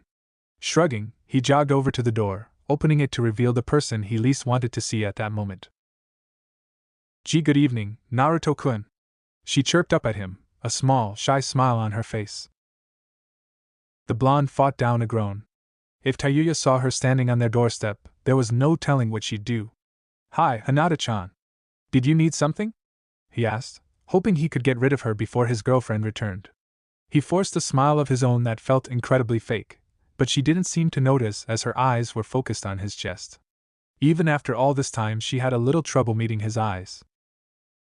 Hinata didn't appear to catch the hint as she twiddled her thumbs for a few seconds before speaking again. "Well, are you free right now?" Naruto sighed quietly. On one hand, he was very much in the doghouse with Tayuya over Hinata and probably should have come up with some excuse to end the conversation immediately. On the other, just talking to her surely wasn't breaking any rules. She was his friend, after all. "I'm sure." "What's up?" The girl paused, finally looking up at him with a downtrodden frown. "Ayano, did you forget?" When he cocked his head curiously, she swallowed and continued. "You promised we'd train today." Naruto blankly stared down at the Hyuga. To be frank, he didn't remember that at all. He was sure he'd spoken to her at some point during the party the night before, but after chugging 2 pitchers of beer one right after the other and throwing back a few congratulatory shots, his memories were admittedly a bit hazy. It was very possible that she had approached him about the subject, and even more likely that he'd agreed. Since he was pretty bored and Tayuya seemed too upset to hang out with him, he shrugged on the inside and widened his smile. It was just training, and he had promised. He was well known for not going back on word. Why should he start now? "Oh, right. Let me grab my stuff." Jogging back into the apartment, he quickly threw on a shirt and picked up his weapons pouch and keys. In no time he was back outside and locking the door behind him. "Which training ground do you want to go to?" he asked, jumping down the stairs 3 at a time. He hadn't left the apartment all day, and the quickly cooling air felt great on his face. Actually, I have to train in a special place. It's outside of the village," she mumbled, faint wisps of smoke slipping from her lips as she spoke. Naruto shrugged and slowed his pace until she was walking in front of him a bit. "Lead the way." She led him through town for a good 10 minutes until they reached the southern wall, and just when he was starting to worry that she was planning to murder him and cut him up into little pieces to hide the evidence, she stopped at a large lake that was only 1,000 or so meters from the entrance. It was just getting dark, and the quickly setting sun cast a warm glow on the gently rippling surface of the water. A small waterfall on the other side of the lake completed the scene, and it was, in a word, breathtaking. "Wow, this place is awesome!" he yelled, jumping up into the air. "What kind of training are we doing? Walking on water? I learned that a while ago, though. It'd suck to fall in, too. It's pretty chilly out." When his question remained unanswered after a few seconds of silence, he turned to look at her. "Hinata-chan?" His eyes widened when he saw that she was shedding her thick outer jacket to reveal a thin mesh shirt underneath, but it wasn't until she began to pull down her pants that his brain finally began to work again and he put a sizable amount of distance between them. What are you doing?" Though her cheeks were glowing red, her face was the perfect picture of nonchalance. "Training." With that, she let her pants drop all the way to the ground. Naruto struggled to keep his jaw from dropping as he took in the thin bikini she was wearing. Her body was toned, and that was an understatement. Somehow she'd managed to grow in all of the right places over the past 3 years, and her chest piece seemed to whimper in pain as it tried to contain her breasts. Her smooth, pale skin glowed in the sunset, forcing him to keep his attention on her. It was so much different than Tayuya's body. Not better, but different. It was all he could do to avert his gaze. This was bad. He knew this was bad. Every bone in his body told him that this was bad. So why couldn't he move? He tried to swallow the lump that had formed in his throat, but it felt like it was only expanding, cutting off his airflow and restricting much-needed oxygen to his brain. He was only vaguely aware of Hinata gracefully stepping onto the water, and he certainly didn't notice the smile that flickered across her face at his dumbstruck reaction. She reached her hand out to him, silently beckoning for him to join her. "I can't," Naruto murmured, looking back towards where they came. He felt uncomfortable just being within spitting distance of her, so getting any closer was out of the question. It's just training, Naruto-kun. There's nothing to be afraid of, she teased, voice light and calm. He hesitated for another minute, trying to decide what he should do. It bothered him that he was letting her down after promising that they'd train together. He knew firsthand what it was like to be let down by someone he cared about, and he'd hate himself if he did the same to her. Besides, Taiya herself said that she was fine with them still being friends, and it made sense for her to be in a bathing suit if they were training on water. Sure, it was a little thin, but maybe it was more effective for whatever she was going to show him. He winced minutely at the thought. Even to his mind it sounded like complete bullshit. Taking a deep, calming breath, he stepped out onto the water with her. So what now? Pleased that he joined her, she closed her eyes and took a deep breath. She slowly began to spin, chakra swirling around her in translucent tendrils. Her body was perfectly balanced as she twirled, and before long, she was spinning so fast that she looked more like an oversized raisin gun than a person. Eventually she slowed into a stop, panting lightly as she shot him a proud smile. Why you try now, Naruto-kun? Release only a small amount of chakra from your fingertips and use it to propel yourself in a circle. Okay. It took a few tries, but eventually he was able to spin on the surface of the water. It felt a little weird for him to be doing what felt a lot like ballet, but once he managed to gain his balance, it turned out to be surprisingly fun. He could feel both his control and balance actually getting better, not that it was bad before, but any little bit helped. Hey, can this be used as a technique? He asked, struggling to keep himself from falling over as he spoke. Hinata nodded, or at least he assumed she did since he couldn't exactly see her while she was spinning. You're actually using the kaiten. At that, Naruto finally lost his balance and sank into the water. He came. What? Really? She laughed at how much he looked like a drowned fox but nodded. It's how I learned it. Once I perfected it here, doing it on land was much easier. The blonde grinned widely. With his chakra capacity, he could extend its diameter to who knows how far. Now extra motivated to learn, he hopped back up onto the surface of the water and began to spin again. He was having so much fun twirling and laughing on the lake with Hinata that he quickly lost track of time. At some point during the evening the sun had been replaced with a full moon. Shit, he hissed, realizing how late it had gotten as he came out of his spin. He wasn't an expert in reading the stars, but if he had to guess, they'd been out there for at least 3 hours. I've gotta go. Wait, Naruto-kun. Hinata stuttered, trying to slow her own kaiten so that she could stop him. She'd gotten so caught up in training that she hadn't even had a chance to really talk to him. Sorry, Hinata-chan. Bye. With a final wave, he sprinted full speed for the village. He hoped that Taiya hadn't returned yet, but he wasn't holding his breath. The store they usually shopped at was only a 10-minute walk away, so unless she'd slipped on a puddle, cracked her head open, and was currently in a coma, he was screwed. He hadn't even left her a note or anything. After living alone for 13 years and then always having her around, he never had a reason to tell anyone of his whereabouts. His mind ran through every possible excuse he could think of as he ran, but none of them were even close to being believable. She was going to kill him. It was almost 5 minutes later when he finally made it home, and just like he'd expected, Taiya was waiting for him.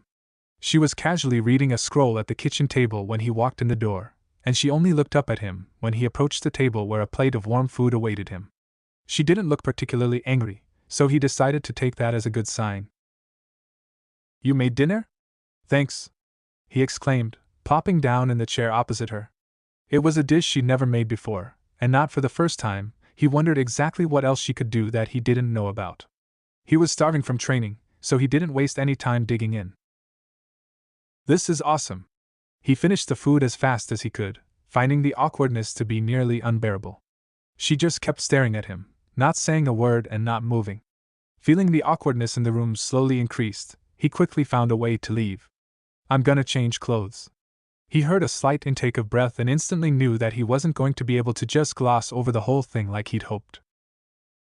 So where'd you go? She asked, finally speaking. He noticed that she seemed as uncomfortable about asking as he did about answering, so he decided to just tell the truth and hope that she didn't ask too many questions. I was training. I just sort of felt like letting off some steam.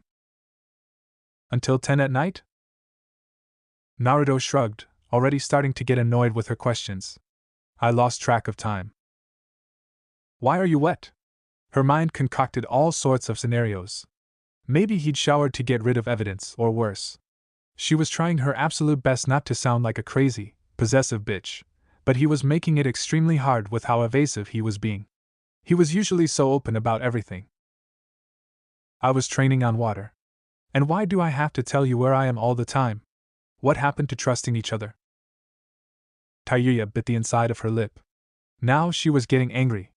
As he raised his voice, she found herself matching him. Is this how it's gonna be now that we're back in Konoha? Naruto sighed and ran a frustrated hand through his hair. I was only gone for a couple of hours. It's no big deal. That's not what's bothering me. What bothers me is that you just disappeared without telling me anything. What bothers me is that I'm stuck here sitting on my hands by myself wondering where the hell you are. You have an S-ranked shinobi after you. What if something had happened? Nothing's going to happen, he yelled, surprising them both with the loudness of his voice. He forced himself to calm down, crossing his arms and taking a deep breath. But if it'll make you feel better, from now on I'll report to you before I do anything. That's not what I want, Naruto. Her eyes narrowed, and she swallowed the thick lump that had formed in her throat. No fucking way would she give him the satisfaction of even shedding a tear. I just paused, closing her eyes briefly before continuing. I just want you to be able to trust me. Is that too much? Naruto blinked. He couldn't understand what she was so upset about. Obviously, he trusted her since she was the closest person to him. Hell, they lived together. What's wrong with you? Why are you being so stupid? Her eyes flashing, she shot up from her seat, chair falling back against the hardwood of the ground. Stupid? You're calling me stupid now? Don't twist my words. I'm saying what you're doing is stupid. It's the same fucking thing. So that's how it's gonna be. The blonde rubbed his forehead, trying to stem the headache that was beginning to bloom behind his eyes. He was fed up with trying to calm her down. If she wanted to fight, then he'd give her what she wanted. Yeah, Taiyuya, this is how it's gonna be. That's what you want to hear, isn't it? She didn't even look at him, eyes focused on a spot off to his left. It pissed him off that once he decided to fight back, she suddenly chose to ignore him. Isn't it? When she again refused to meet his eyes, he stood up. Taiyuya-chan, answer me. She continued to stare at the wall, counting backwards from 100 in her head because she was so fucking close to knocking him out that it actually scared her. Her hands shook with the effort of holding herself back. God, if she was the same person she was 3 years ago. Taiyuya! He yelled. He felt his anger bubbling under his skin. First she tries to control his life, and now she doesn't want to talk to him? Fuck her. I wish I'd never said a fucking word to you at the hospital. As soon as the words left his mouth, he regretted them. It was like having an out-of-body experience, like he was observing some evil, twisted version of himself from afar.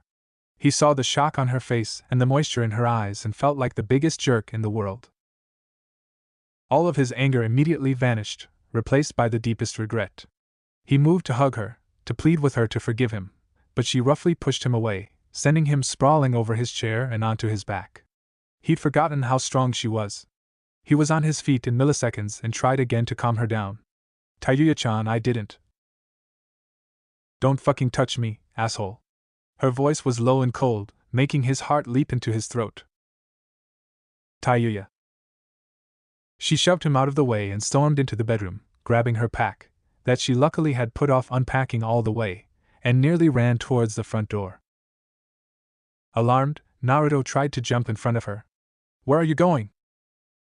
What does it matter to you? Are you worried that I'm too stupid to take care of myself? She was always just a little bit quicker than he was and slipped under his arms without too much trouble. Her hand was on the doorknob before he could turn around. Taiyuya-ch. She slammed the door hard, rattling the entire apartment, and cutting him off before he could even finish saying her name. It took him a second, but he eventually managed to force his legs to run to the door and open it, only to find she'd disappeared from sight. A wave of anger rushed through him, and he slammed the door closed hard as he could. He'd fucked up, and worse, he deserved it. No! He yelled as he punched the door, reveling in the sting of his knuckles. No, no, no, no, no! With each word he launched another fist at the door, each blow more powerful than the last until he punched a hole through it with a loud crack. For the first time in his life he was thankful that he didn't have any neighbors, as one of them surely would have raised an alarm by now at his tantrum. He tried his best not to cry, but he couldn't stop frustrated tears from sliding down his cheeks and onto the floor. He didn't know how this had even happened. Just a day ago they were doing perfectly fine, and because of one stupid asshole that he didn't even know, he'd let himself get overly jealous and lose the person he loved most. Thinking back on their fight, he couldn't believe half the things he had said. That wasn't him. None of it was. She hadn't done a thing to deserve any of it, but he'd been seeing red ever since the guy had appeared. It didn't make any sense. He thought Kyubi was trying to help him with Tayuya, not break up. Don't blame this on me, a voice echoed in his head, and Naruto grudgingly accepted that it was right. Kyubi hadn't said a word during the fight. Usually when he got angry the demon started calling for blood and guts, but the fox had been strangely silent for the past 10 minutes. He, and he alone, had hurt Tayuya, and that was the thing that made him feel the worst. Though the street below her still had a few people milling about, the rooftops were thankfully clear of shinobi, allowing her to sprint across the village at a rapid pace. She was trying not to cry, but she could still feel the tightness in the backs of her eyeballs and knew that the slightest push would put her over the edge. 3 years of friendship ruined in one fucking day. It had happened so fast that she still hadn't come to terms with it. She hadn't even found out what he'd been doing, but deep inside she knew that it had something to do with Hinata. It was the only reason that made sense to her. She strongly considered changing directions and heading up the hill to the Hyuga mansion to talk to the girl, but as her destination came into view, the fatigue she felt from the day's stresses began to catch up with her. She landed in front of the door and raised her hand to the dark wood slab, hesitating for only a second before knocking. She was just beginning to worry that they weren't home when she heard the door unlatch and slowly creak open. A shock of wild purple hair appeared in the crack, and the woman sleepily rubbed her eyes. "Taya-chan? What are you doing here? It's almost midnight. Can I stay with you for just one night?" Anko stared down at the girl, taking in her haggard appearance. Tayuya's eyes were slightly bloodshot, and her nose was bright red, causing the woman's face to settle into a frown. Though she wasn't really expecting to find any, she quickly checked her over for any cuts or bruises to make sure that she wouldn't have to kick a certain Jinchuriki's ass. A small breath of relief escaped her to find that she seemed to be in perfect shape, minus the crying. "Yeah, sure, of course," she said, stepping back into the apartment so that the girl could enter. "Do you want some cocoa?" Tayuya scoffed. "I'm not a kid." In a smaller voice, she continued. "Yeah, I do." Nodding, Anko quickly moved into her kitchen and put the kettle on. She wanted to immediately start grilling the redhead but decided to give her a little time to compose herself while the water boiled. She handed her a mug of the steaming liquid, smirking when the girl burnt her lip trying to drink it too fast. She waited for her to get a few swallows down her throat before speaking. "What happened? Remember what I said about not telling you a thing anymore?"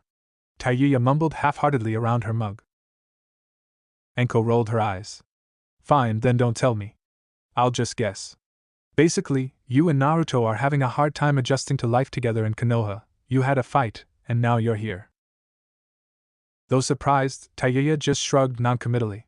It was almost scary how easy it was for Anko to understand her. Noticing her shock, she cracked a small grin. "I'm in torture and interrogation. It's my job to read people." What she didn't say was that even if she hadn't been trained, it was obvious enough what had happened. She scooted herself closer to the girl and wrapped her up in a hug, combing through her deep red hair with her fingers. "Boys are stupid, Taya-chan, and Naruto especially. You'll be alright." She relaxed under Anko's comfort, and before long, she felt herself begin to yawn. "Can I just sleep on your couch or something?" "Are you sure you wouldn't rather sleep in my bed with me?" Tayuya blanched. "I've seen you drag 2 guys home from our parties. I'm sure." The woman shrugged. "A girl's gotta fuck. And I changed the sheets." Tayuya's face didn't change, so she stood up and stretched, arms raised towards the ceiling. "I'll bring you a pillow and blanket. The bathroom's the door in the corner, and feel free to eat the leftovers in the fridge if you get hungry." "Thanks, Anko," she mumbled, head dropping sleepily into her chest. She sniffed loudly, trying to stem the tears that were still trying to slip past her eyelashes. Anko sighed and held her tighter, resting her chin on the girl's head. I'm sorry. The redhead looked up at her confused. For what? I'm sorry that you fell in love. And it was then that she fully broke down. They were simple words, and something that she already knew, but she couldn't stop herself. She felt pathetic for crying over a guy, but it wasn't just a guy. It was Naruto. He was her best friend, the one who'd always believed in her when she didn't even believe in herself. Shit, he was her family. For him to say that he wished she were dead, it just reminded her too much of her grandmother, but she'd had a reason for saying it.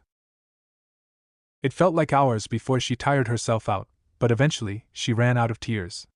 She barely remembered Anko sliding a pillow under her head and throwing a blanket over her, and she was fast asleep by the time the woman turned off the lights and left the room. Chapter 43. After breaking up with Naruto, the absolute last thing she thought she'd be doing is eating ramen at Ichiraku's. Anyone who knew Naruto knew that he was basically the restaurant's unofficial third staff member, and was almost solely responsible for keeping the place afloat during its earlier, rougher years. Everything in the place reminded her of Naruto, but it wasn't her choice to meet there. It was like the girls of the Konoha 12 thought it would somehow bring him back if they frequented his usual haunts, but she knew better. If Naruto didn't want to be found, he wouldn't be. Seriously, where do you think he is? Ino asked, chopsticks stirring her cold noodles. Come on, Sakura, you have to know something. The medic non-groaned. It hadn't been the first time she'd been asked, and until he came back, it wouldn't be the last. For the last time, all I know is that Naruto got a message from somewhere. Tsunade called him into her office, there was yelling, and the next day he was gone.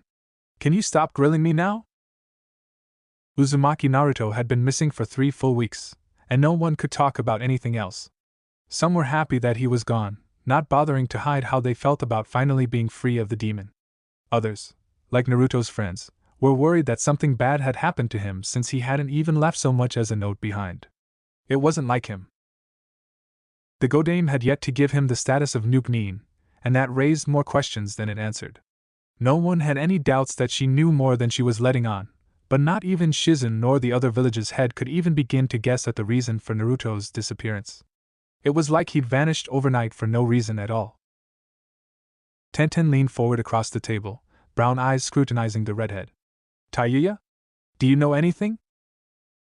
Shrugging, Tayuya downed the rest of her beef ramen. Nope. The girls exchanged glances at her answer. It was no secret that she and Naruto were no longer together, and had parted on fairly bad terms. For them to break up and then Naruto to leave only a week after was curious, to say the least. Every one of them except for Hinata thought that he'd been too heartbroken to stay in the same village, and needed some time alone to think. A bit far-fetched, sure, but it was the most romantic and was the only decent explanation they had. I knew it wouldn't last. You two just didn't fit, you know? Ino said, taking a sip from her tea. Naruto's cute and all now, but he's still Naruto. You're so much better off without him. Sakura frowned. Hey, Ino? Shut up. They'll get back together. She really loves him. Like a lot. Tayuya curled her lip and glared over at the medic non. No, I don't. I dumped him, remember? She spat, not bothering to hide her distaste at the idea of still having feelings for him. That's not what you told me. Her grin widened when Tayuya's face turned a light shade of pink. Tenten blinked at this strange show of camaraderie.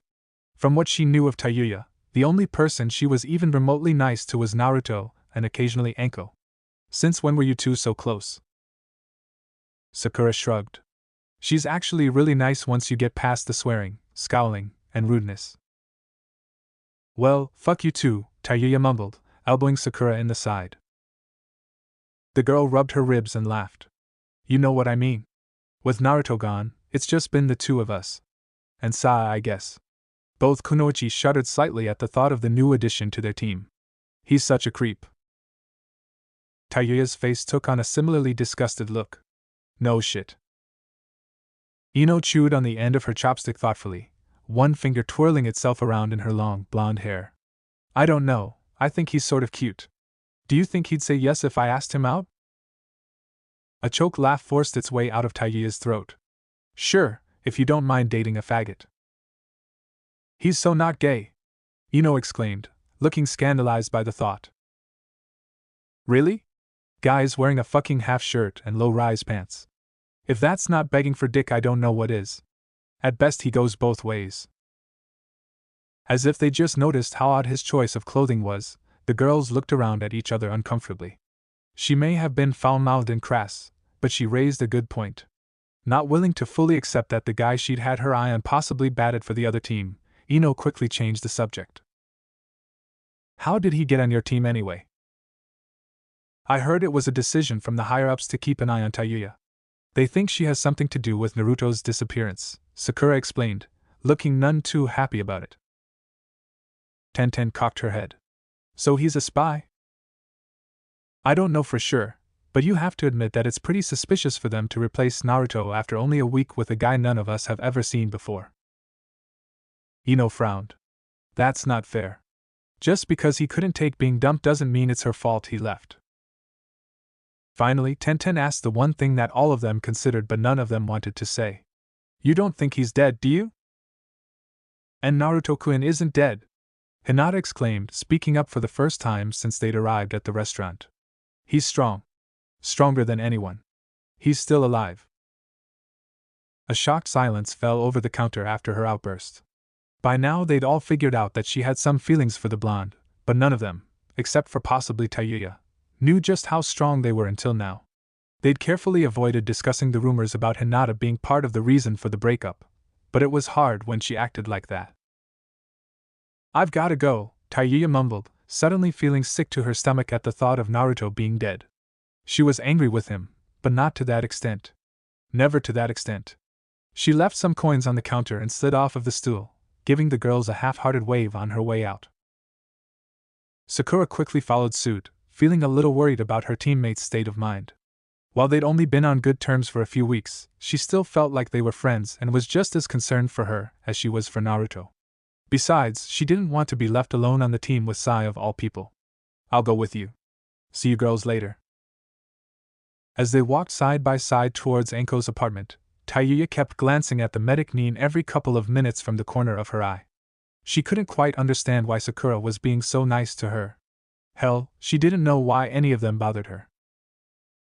The other girls had all been together for at least 4 years, and some of them had been classmates since first entering the academy. She was an outsider, but not counting Hinata, Naruto's friends went out of their way to make her feel like a part of the group. At Anko's suggestion, she'd kept meeting with them to keep herself from being implicated in Naruto's disappearance, believing that the more normal she acted, the less likely they'd be to try to lock her up and interrogate her. She'd vouched for her innocence, but the woman's word could only go so far. It was only fair that she tried to do some things to keep herself off of their radar. Eventually she found herself enjoying being around the girls, even if most of the things they talked about felt, well, stupid. If there was a bright side to the whole situation, it was that she was finally beginning to figure out who she was now that he was gone. She'd spent so much time and energy on Naruto, and trying to make him stronger, that she hadn't been focusing on herself as much as she should have. The gratitude she'd felt towards him for giving her a new life had blinded her from what she truly wanted for herself. She still cared deeply about what happened to him. She'd freaked out for a full 2 days about his whereabouts, at first believing that it was her fault, and then worrying over whether or not he'd been kidnapped. She'd even tried to escape to find him once, but unfortunately, the Hokage had a squad of ANBU officers watching her every move. She hadn't even made it to the gates before they'd cut her off. Eventually she managed to calm down, and even kept going on with her life. She thought about him often, but she wasn't obsessing anymore. Like Hinata said, Naruto could take care of himself.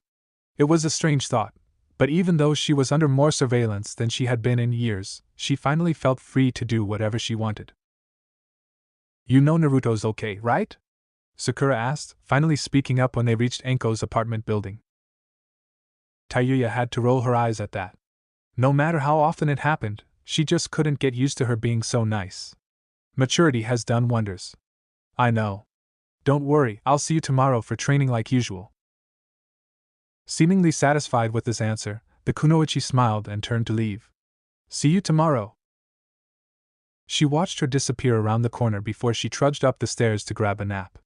It was still too early to turn in for the day, and besides, she wrote her best music at night. She slipped her key into the lock and pushed the door open, immediately feeling the presence of another person inside. Anko! You home? She called into the apartment, body slightly tense just in case she had to prepare for an attack. She highly doubted someone would be stupid enough to try anything, but old habits were hard to break. Her shoulders relaxed when she received a reply from her roommate. Yeah, I'm in my room, Anko called. There's food on the counter if you want it.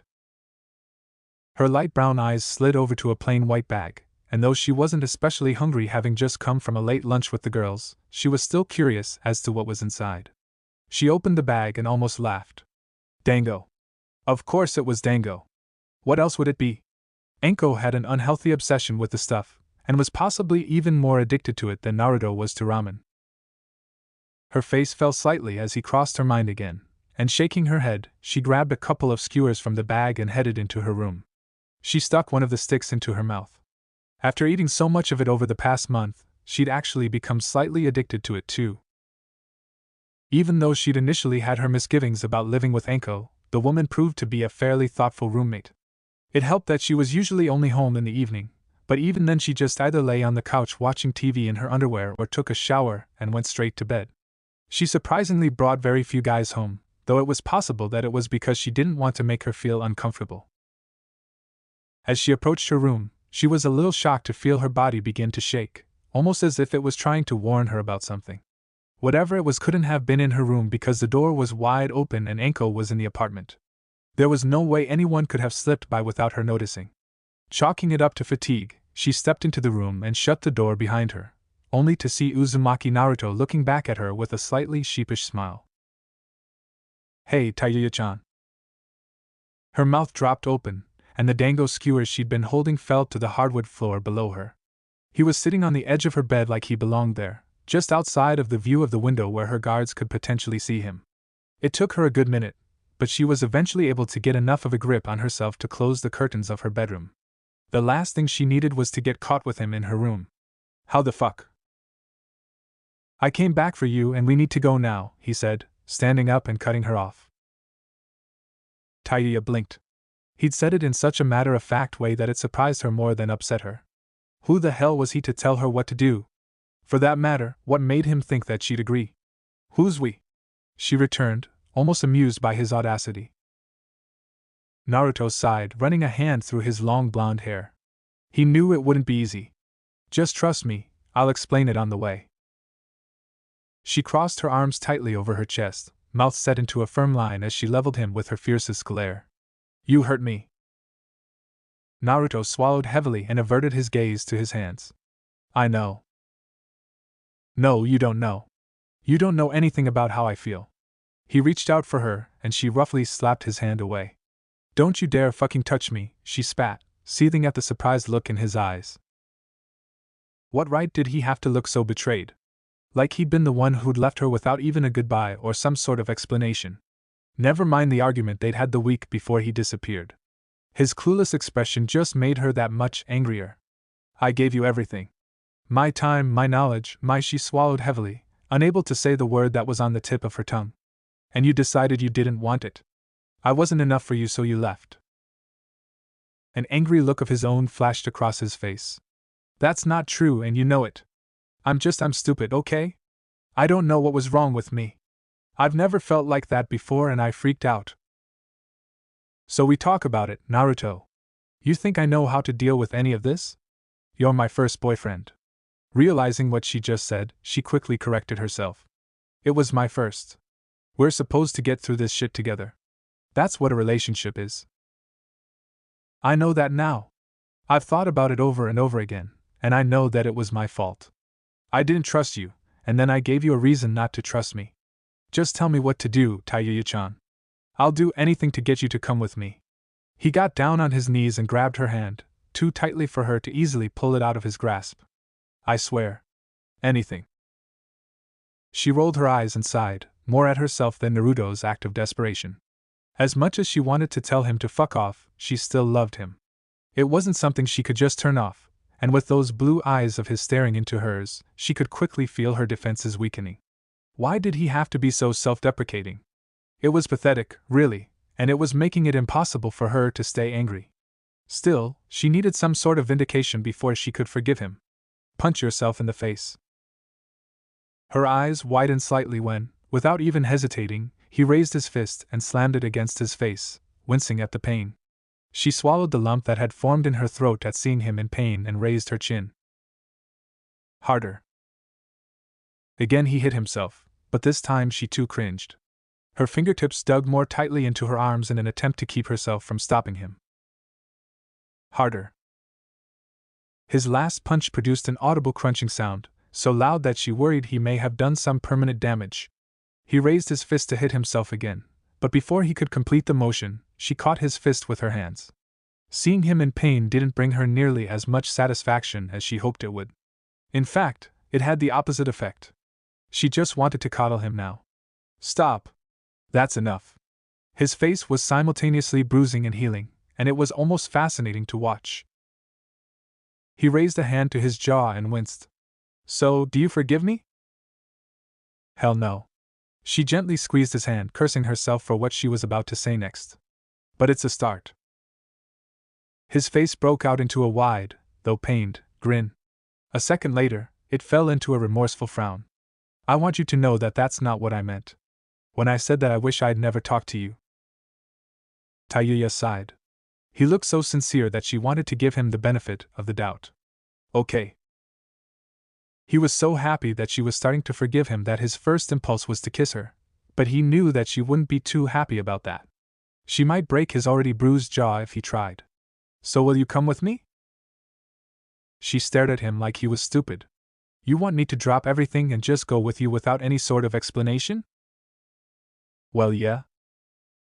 She could detect a hint of smugness in his voice, as if he knew she'd agree even though he hadn't told her a thing. The worst part was he was right. Groaning inwardly, she shuffled towards her closet to get her things together. Let me get my stuff. She grabbed her pack, that she still had put off unpacking, and began to toss in the few items she'd either taken out or acquired within the last month. She could feel him grinning at the back of her head, and she actually sort of hated herself for giving in to him so easily. So, when are we coming back? Just so I know how much stuff to bring. His grin fell slightly. I don't know. Maybe never. Tayuya blinked. That was the last thing she expected him to say, knowing how much he cared for his village and wanted to be Hokage. Whatever was going on must have been pretty important for him to give up on his dream. Oh. She'd finished packing and was just about to shrug on her backpack when she remembered something important. Wait, the tracking seal. If I go with you, they'll find both of us. She tried not to look as upset as she felt at the thought of him leaving her behind again, but it was a quickly losing battle. He furrowed his eyebrows in thought, obviously having forgotten about the seal as well. Hell, she herself never really thought about it, and it was on her body. She felt her breath hitch as he kneeled down in front of her and slid his hands under her shirt, lifting it until it was right below her breasts. She hadn't been touched that way in so long that it was having much more of an effect than it usually would, and she absent-mindedly bit her lip to keep herself from making any unintentional noises. What are you doing? Naruto cocked his head at her question, blue eyes staring at her as if the answer was obvious. Looking at your seal. Oh, right. She fought down the twinge of disappointment she felt at his matter-of-fact answer and let him continue. Of course, that was what he was doing. She felt a small amount of his chakra flow into her seal, revealing the intricate patterns that made up her seal. He studied it for a long few minutes, fingers gently tracing the lines leading to the Sozo Seze embedded in her belly button. A grin appeared on his face. He dropped her shirt and looked back up at her. I can modify the link. Unable to hide her disbelief, Tayuya raised her eyebrows. Seriously? You? Naruto poked out his lower lip. Hey, I figured out the Haration, remember? Erosen seal borrows a lot from Yandame's design. He reached into his weapons pouch and pulled out a small bottle and brush, which was surprising to her since she didn't remember him ever carrying them on his person before. He usually preferred to stuff his pouch full of weapons. She jumped slightly when he lifted her shirt and pressed the brush against her skin, the ink a lot colder than she'd expected it to be. She couldn't see what he was drawing from her vantage point, but she definitely felt his warm chakra begin to seep into her skin through the lines he'd drawn, burning her as it rearranged the patterns drawn there previously by Jiraiya. It hurt like a bitch, but not enough for her to complain out loud about it. If there was one thing she had going for her, it was her pain tolerance. Is it gone?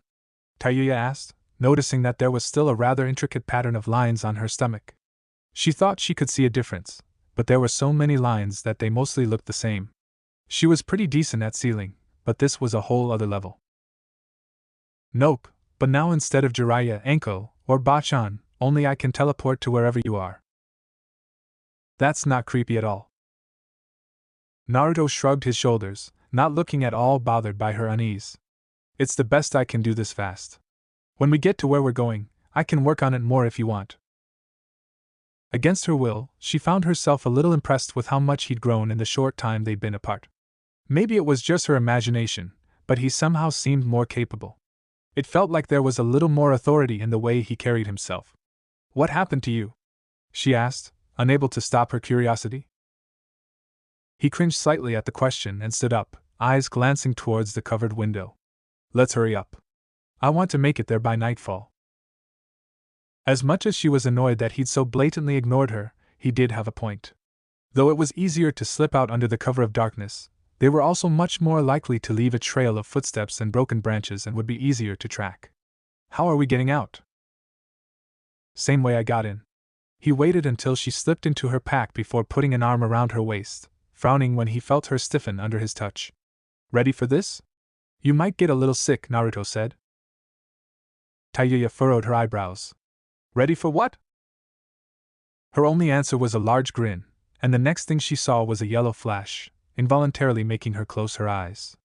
When she opened them again, she and Naruto were standing in the middle of a forest.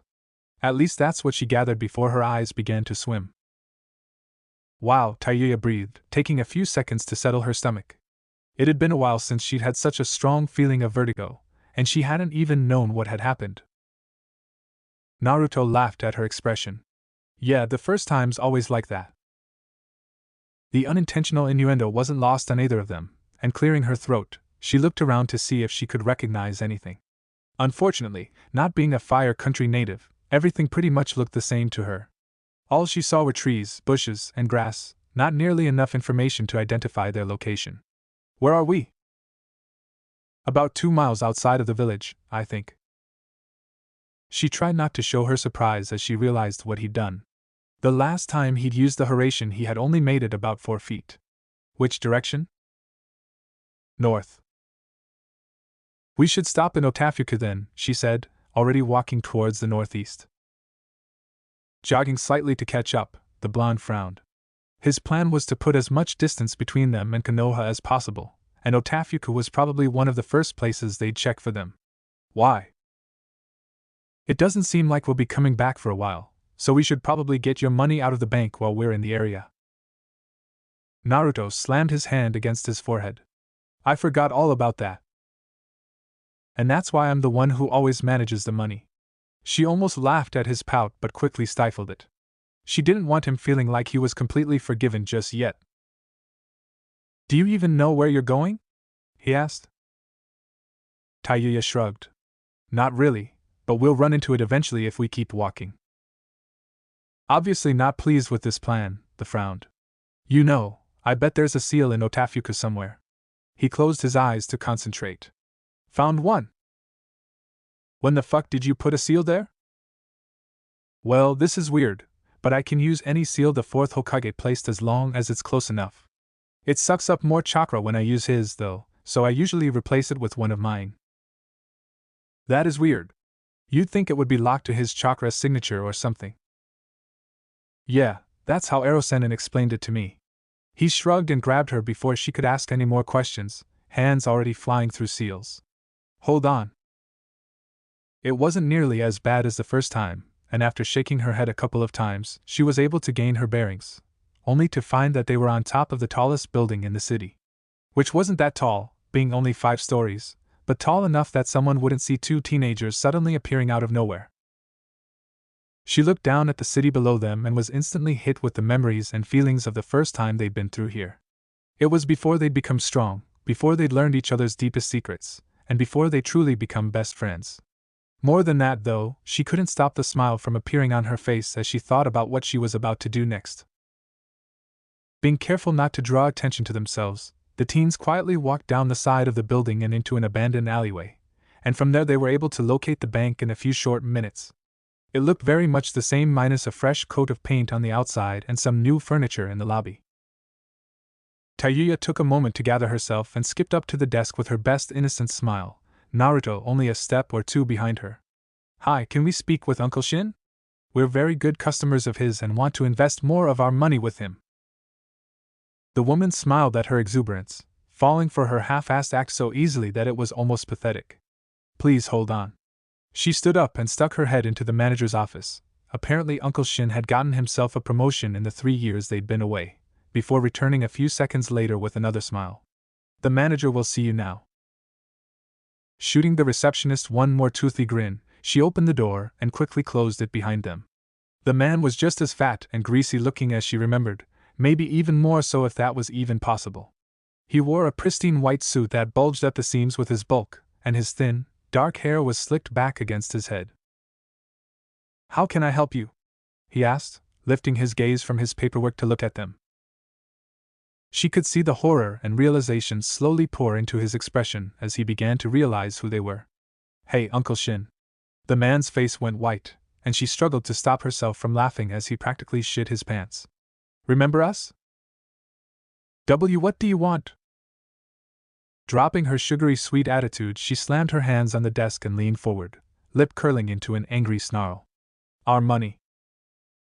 He smiled hesitantly at her demand, dabbing at his brow with the handkerchief he'd pulled from his breast pocket. When they hadn't shown up in over 3 years, he'd started to hope that they'd died in the line of duty.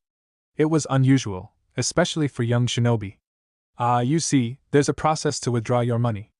It's invested and spread out in every major country, and it'll take at least 2 to 4 weeks after a request is made for me to get it back to you. I promise you, it's out of my hands." "That's not our problem. Get us our money," she growled. "You have to understand." Her fingers began to leave imprints in the desk as he tried to explain himself. Noticing this, the man began to sweat even more heavily. "I don't have to understand shit. Get us our fucking money." "Okay, I can get you your money in 1 week. Just give me that much time and I'll have every penny." "You have 5 minutes." She shot a glance at Naruto and gestured with her eyes for him to flank the bank manager, deciding to up the stakes for him a little more and hit him where it'd really hurt.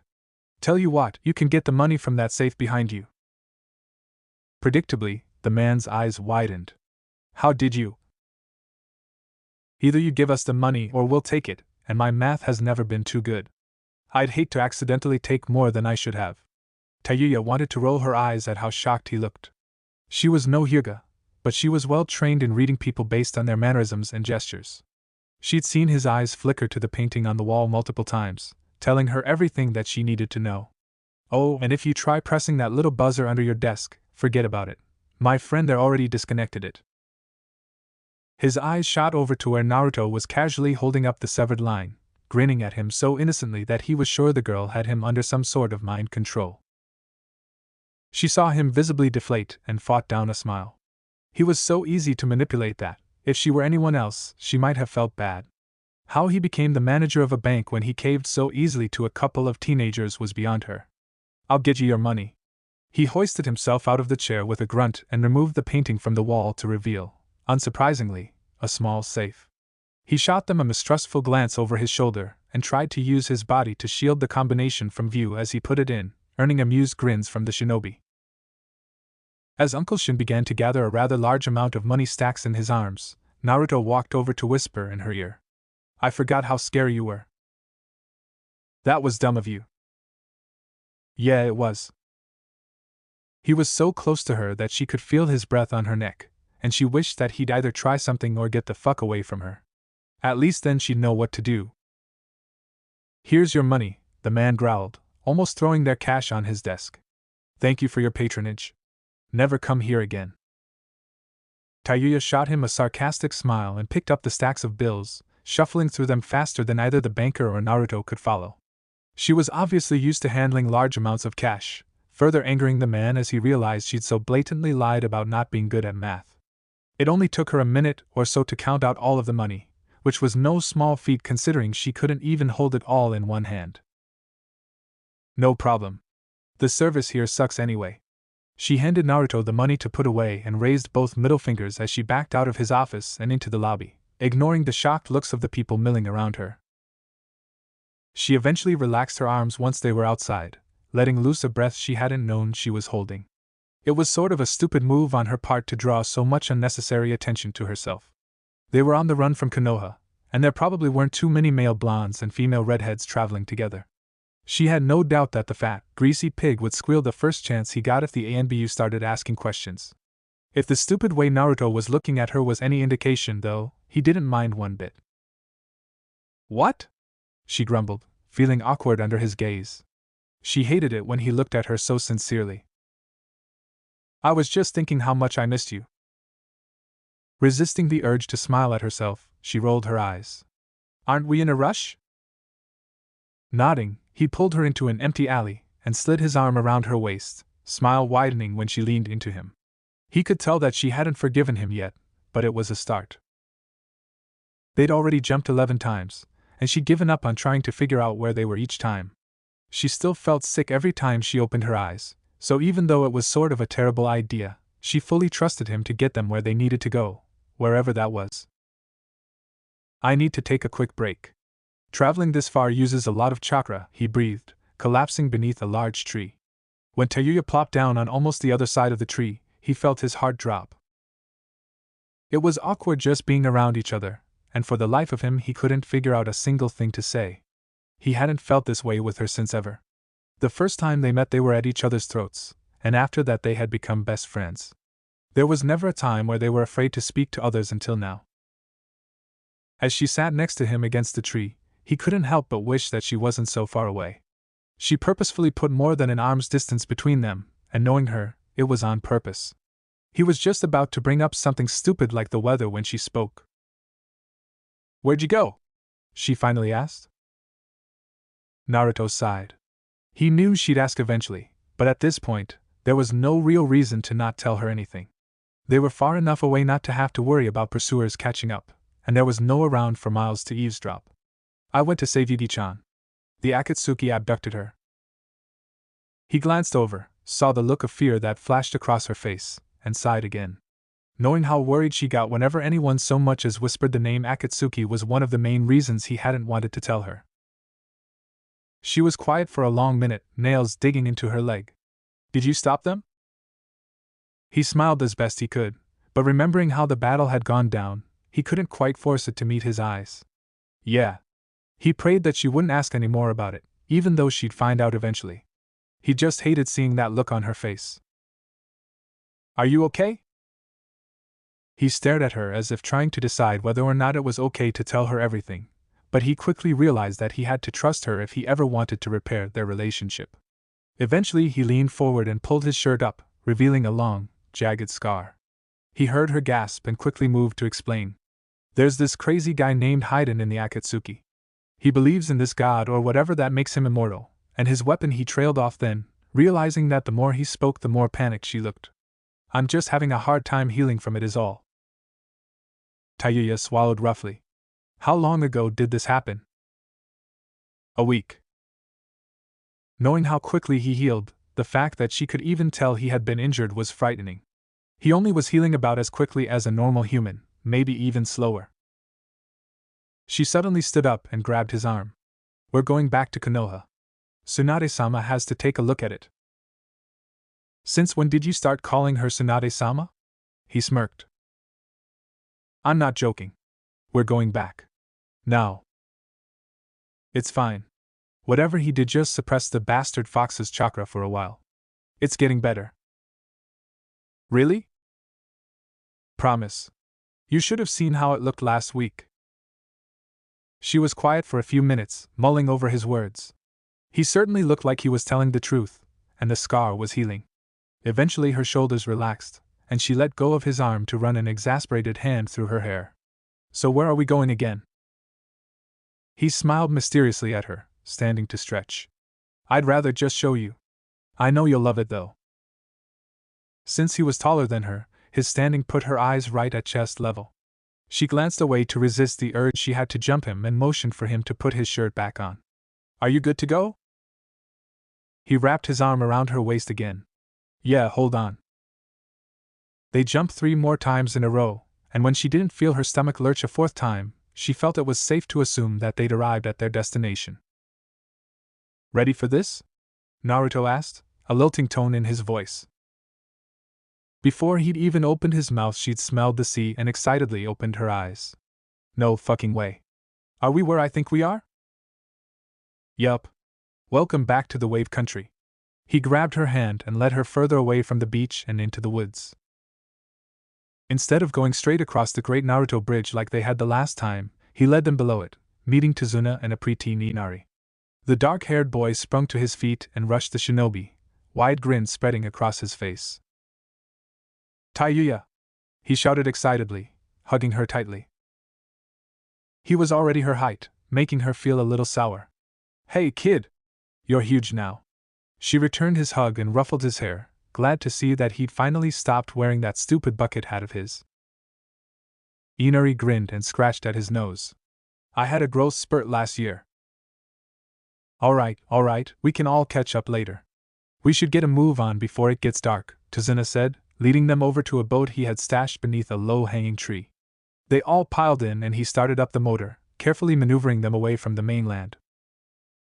Though she'd expected them to head to Tazuna's house, they instead went in the complete opposite direction and into the middle of the ocean. It took a full 45 minutes for them to come upon a small island she didn't even know existed, and from the looks of it, it was completely deserted. They tied up the boat and hopped out, walking into the dense, overgrown brush for a good 10 to 15 minutes.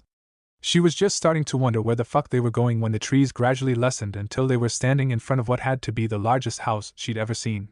It was a full 4 stories high and looked like something out of a fairy tale. To be frank, it was so extravagant that it looked out of place amongst the forestry surrounding it. Is this your house? She asked, awed by the sheer size of it. No, it belongs to the richest family in the wave country. They agreed to let you all borrow it for as long as you needed it. Naruto stepped up to the door first, hands forming seals as he walked. He gripped the doorknob for a full 3 seconds, and shortly afterwards, the door swung open to reveal a familiar blonde standing in the doorway. Tayuya found herself wrapped up in a tight hug before she could even react. It's about time you got here, Temari said, resting her chin on the shorter redhead's shoulder. What are you doing here? Naruto hasn't told you? At that, Tayuya turned to look at him expectantly. He'd been awfully tight-lipped on the way over, but now that they were in what was apparently his base of sorts, he looked much more willing to share what was going on.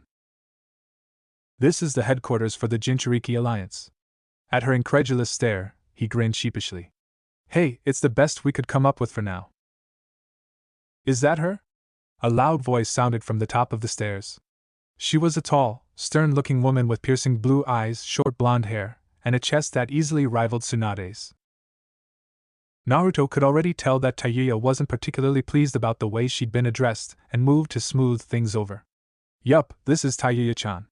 I was just bringing her up. Cool. She turned on her heel and headed down then alley. Who's the uptight bitch? That's Samui-chan. She's not normally like that. You'll see what's going on when we get upstairs. He grabbed her hand and led her up to the 2nd floor, followed closely by Temari. They went into one of the adjacent rooms to see 2 other dark-skinned Kumo shinobi, and what looked like a normal doctor standing around a thin young woman lying in a bed. Who's that? Tayuya asked, nodding slightly to the strangers. Naruto sighed. Yugi-chan. It looked like she'd recently lost everything below her bicep and there were a few fading bruises on her face, but besides that, she didn't look too bad off. What happened to her arm? Hidin' that fucking. He took a deep, shaky breath, forcing himself to calm down enough to continue. He cut it off. I tried to save her, but... Karui, the dark-skinned Kumo Kunoichi, stepped in to speak. It wasn't your fault. If you hadn't shown up, we wouldn't have been able to find her, let alone save her life. We owe you a debt of gratitude. Tayuya bit the inside of her lip. She could see how angry he was about whatever had happened and knew that he had a tendency to blame himself for everything, but she was just too curious to let it drop. How did you know where to find her? I was able to latch onto her chakra signature from when she helped me train with the fox. He helped me sniff her out. I didn't know you could do that. A silence enveloped the room as they watched the woman lie motionless on the bed. Tayuya was the first to move, and she slid onto the bed next to Yujito's head.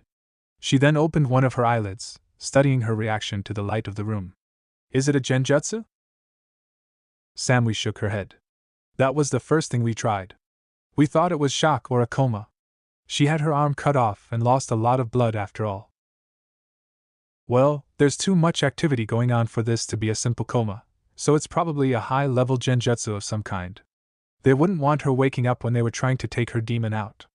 I wouldn't be surprised if this is Itachi's doing. Can't you wake her up? You're a genjutsu specialist, aren't you? Carrie asked, voice sounding vaguely condescending. Let me try something. She wasn't overly pleased with the kunoichi's tone, but she was here for Naruto. She could kick the Kumo shinobi's asses later since apparently every last one of them had a smart mouth that needed to be wired shut. What are you going to do? Well, it's definitely a genjutsu, and a high-level one. It'll take a lot of chakra to wake her up, and the usual method won't work. We'll have to forcefully stop the chakra flow to her brain without killing her. Is that even possible? Tayuya scratched at her hair, feeling herself growing annoyed at all of the questions. It's risky, but possible. If we use another Jinchuriki's chakra to stimulate her brain until she can kick back in, it'll work.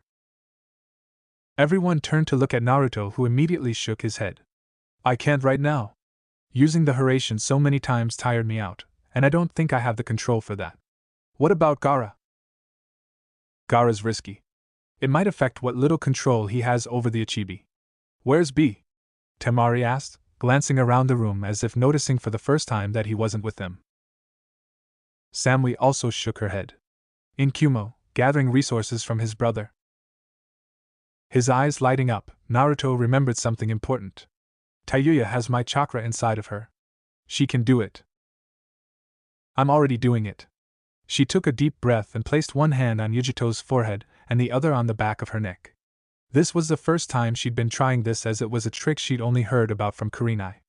The woman had come up with the idea as a way to potentially counteract a genjutsu from the Sharingan. Closing her eyes, she focused her chakra into fingertips, and biting her lip, forced a large, concentrated burst directly into her brain. The blonde jerked once, an involuntary action caused by her nervous system suddenly being cut off from her brain, but there was no other indication that what she'd done had worked. It was much more anticlimactic than she'd thought it'd be. She lifted the woman's eyelid again to see that her eyeballs were no longer moving, which was either a good sign or a really, really bad one. She was still breathing and her heartbeat was steady, so for now, there was nothing more she could do. We just have to wait for her to wake up now. Thanks for watching, Shinobi Squad. If you enjoyed this what if, hit that like button, subscribe, and ring the bell so you never miss the next twist. Drop your theories in the comments, I'm always reading. Want more Naruto heat? Check out the other videos on the channel. Stay sharp, stay awesome, and remember, even shadow clones need love. Peace out, Shinobi!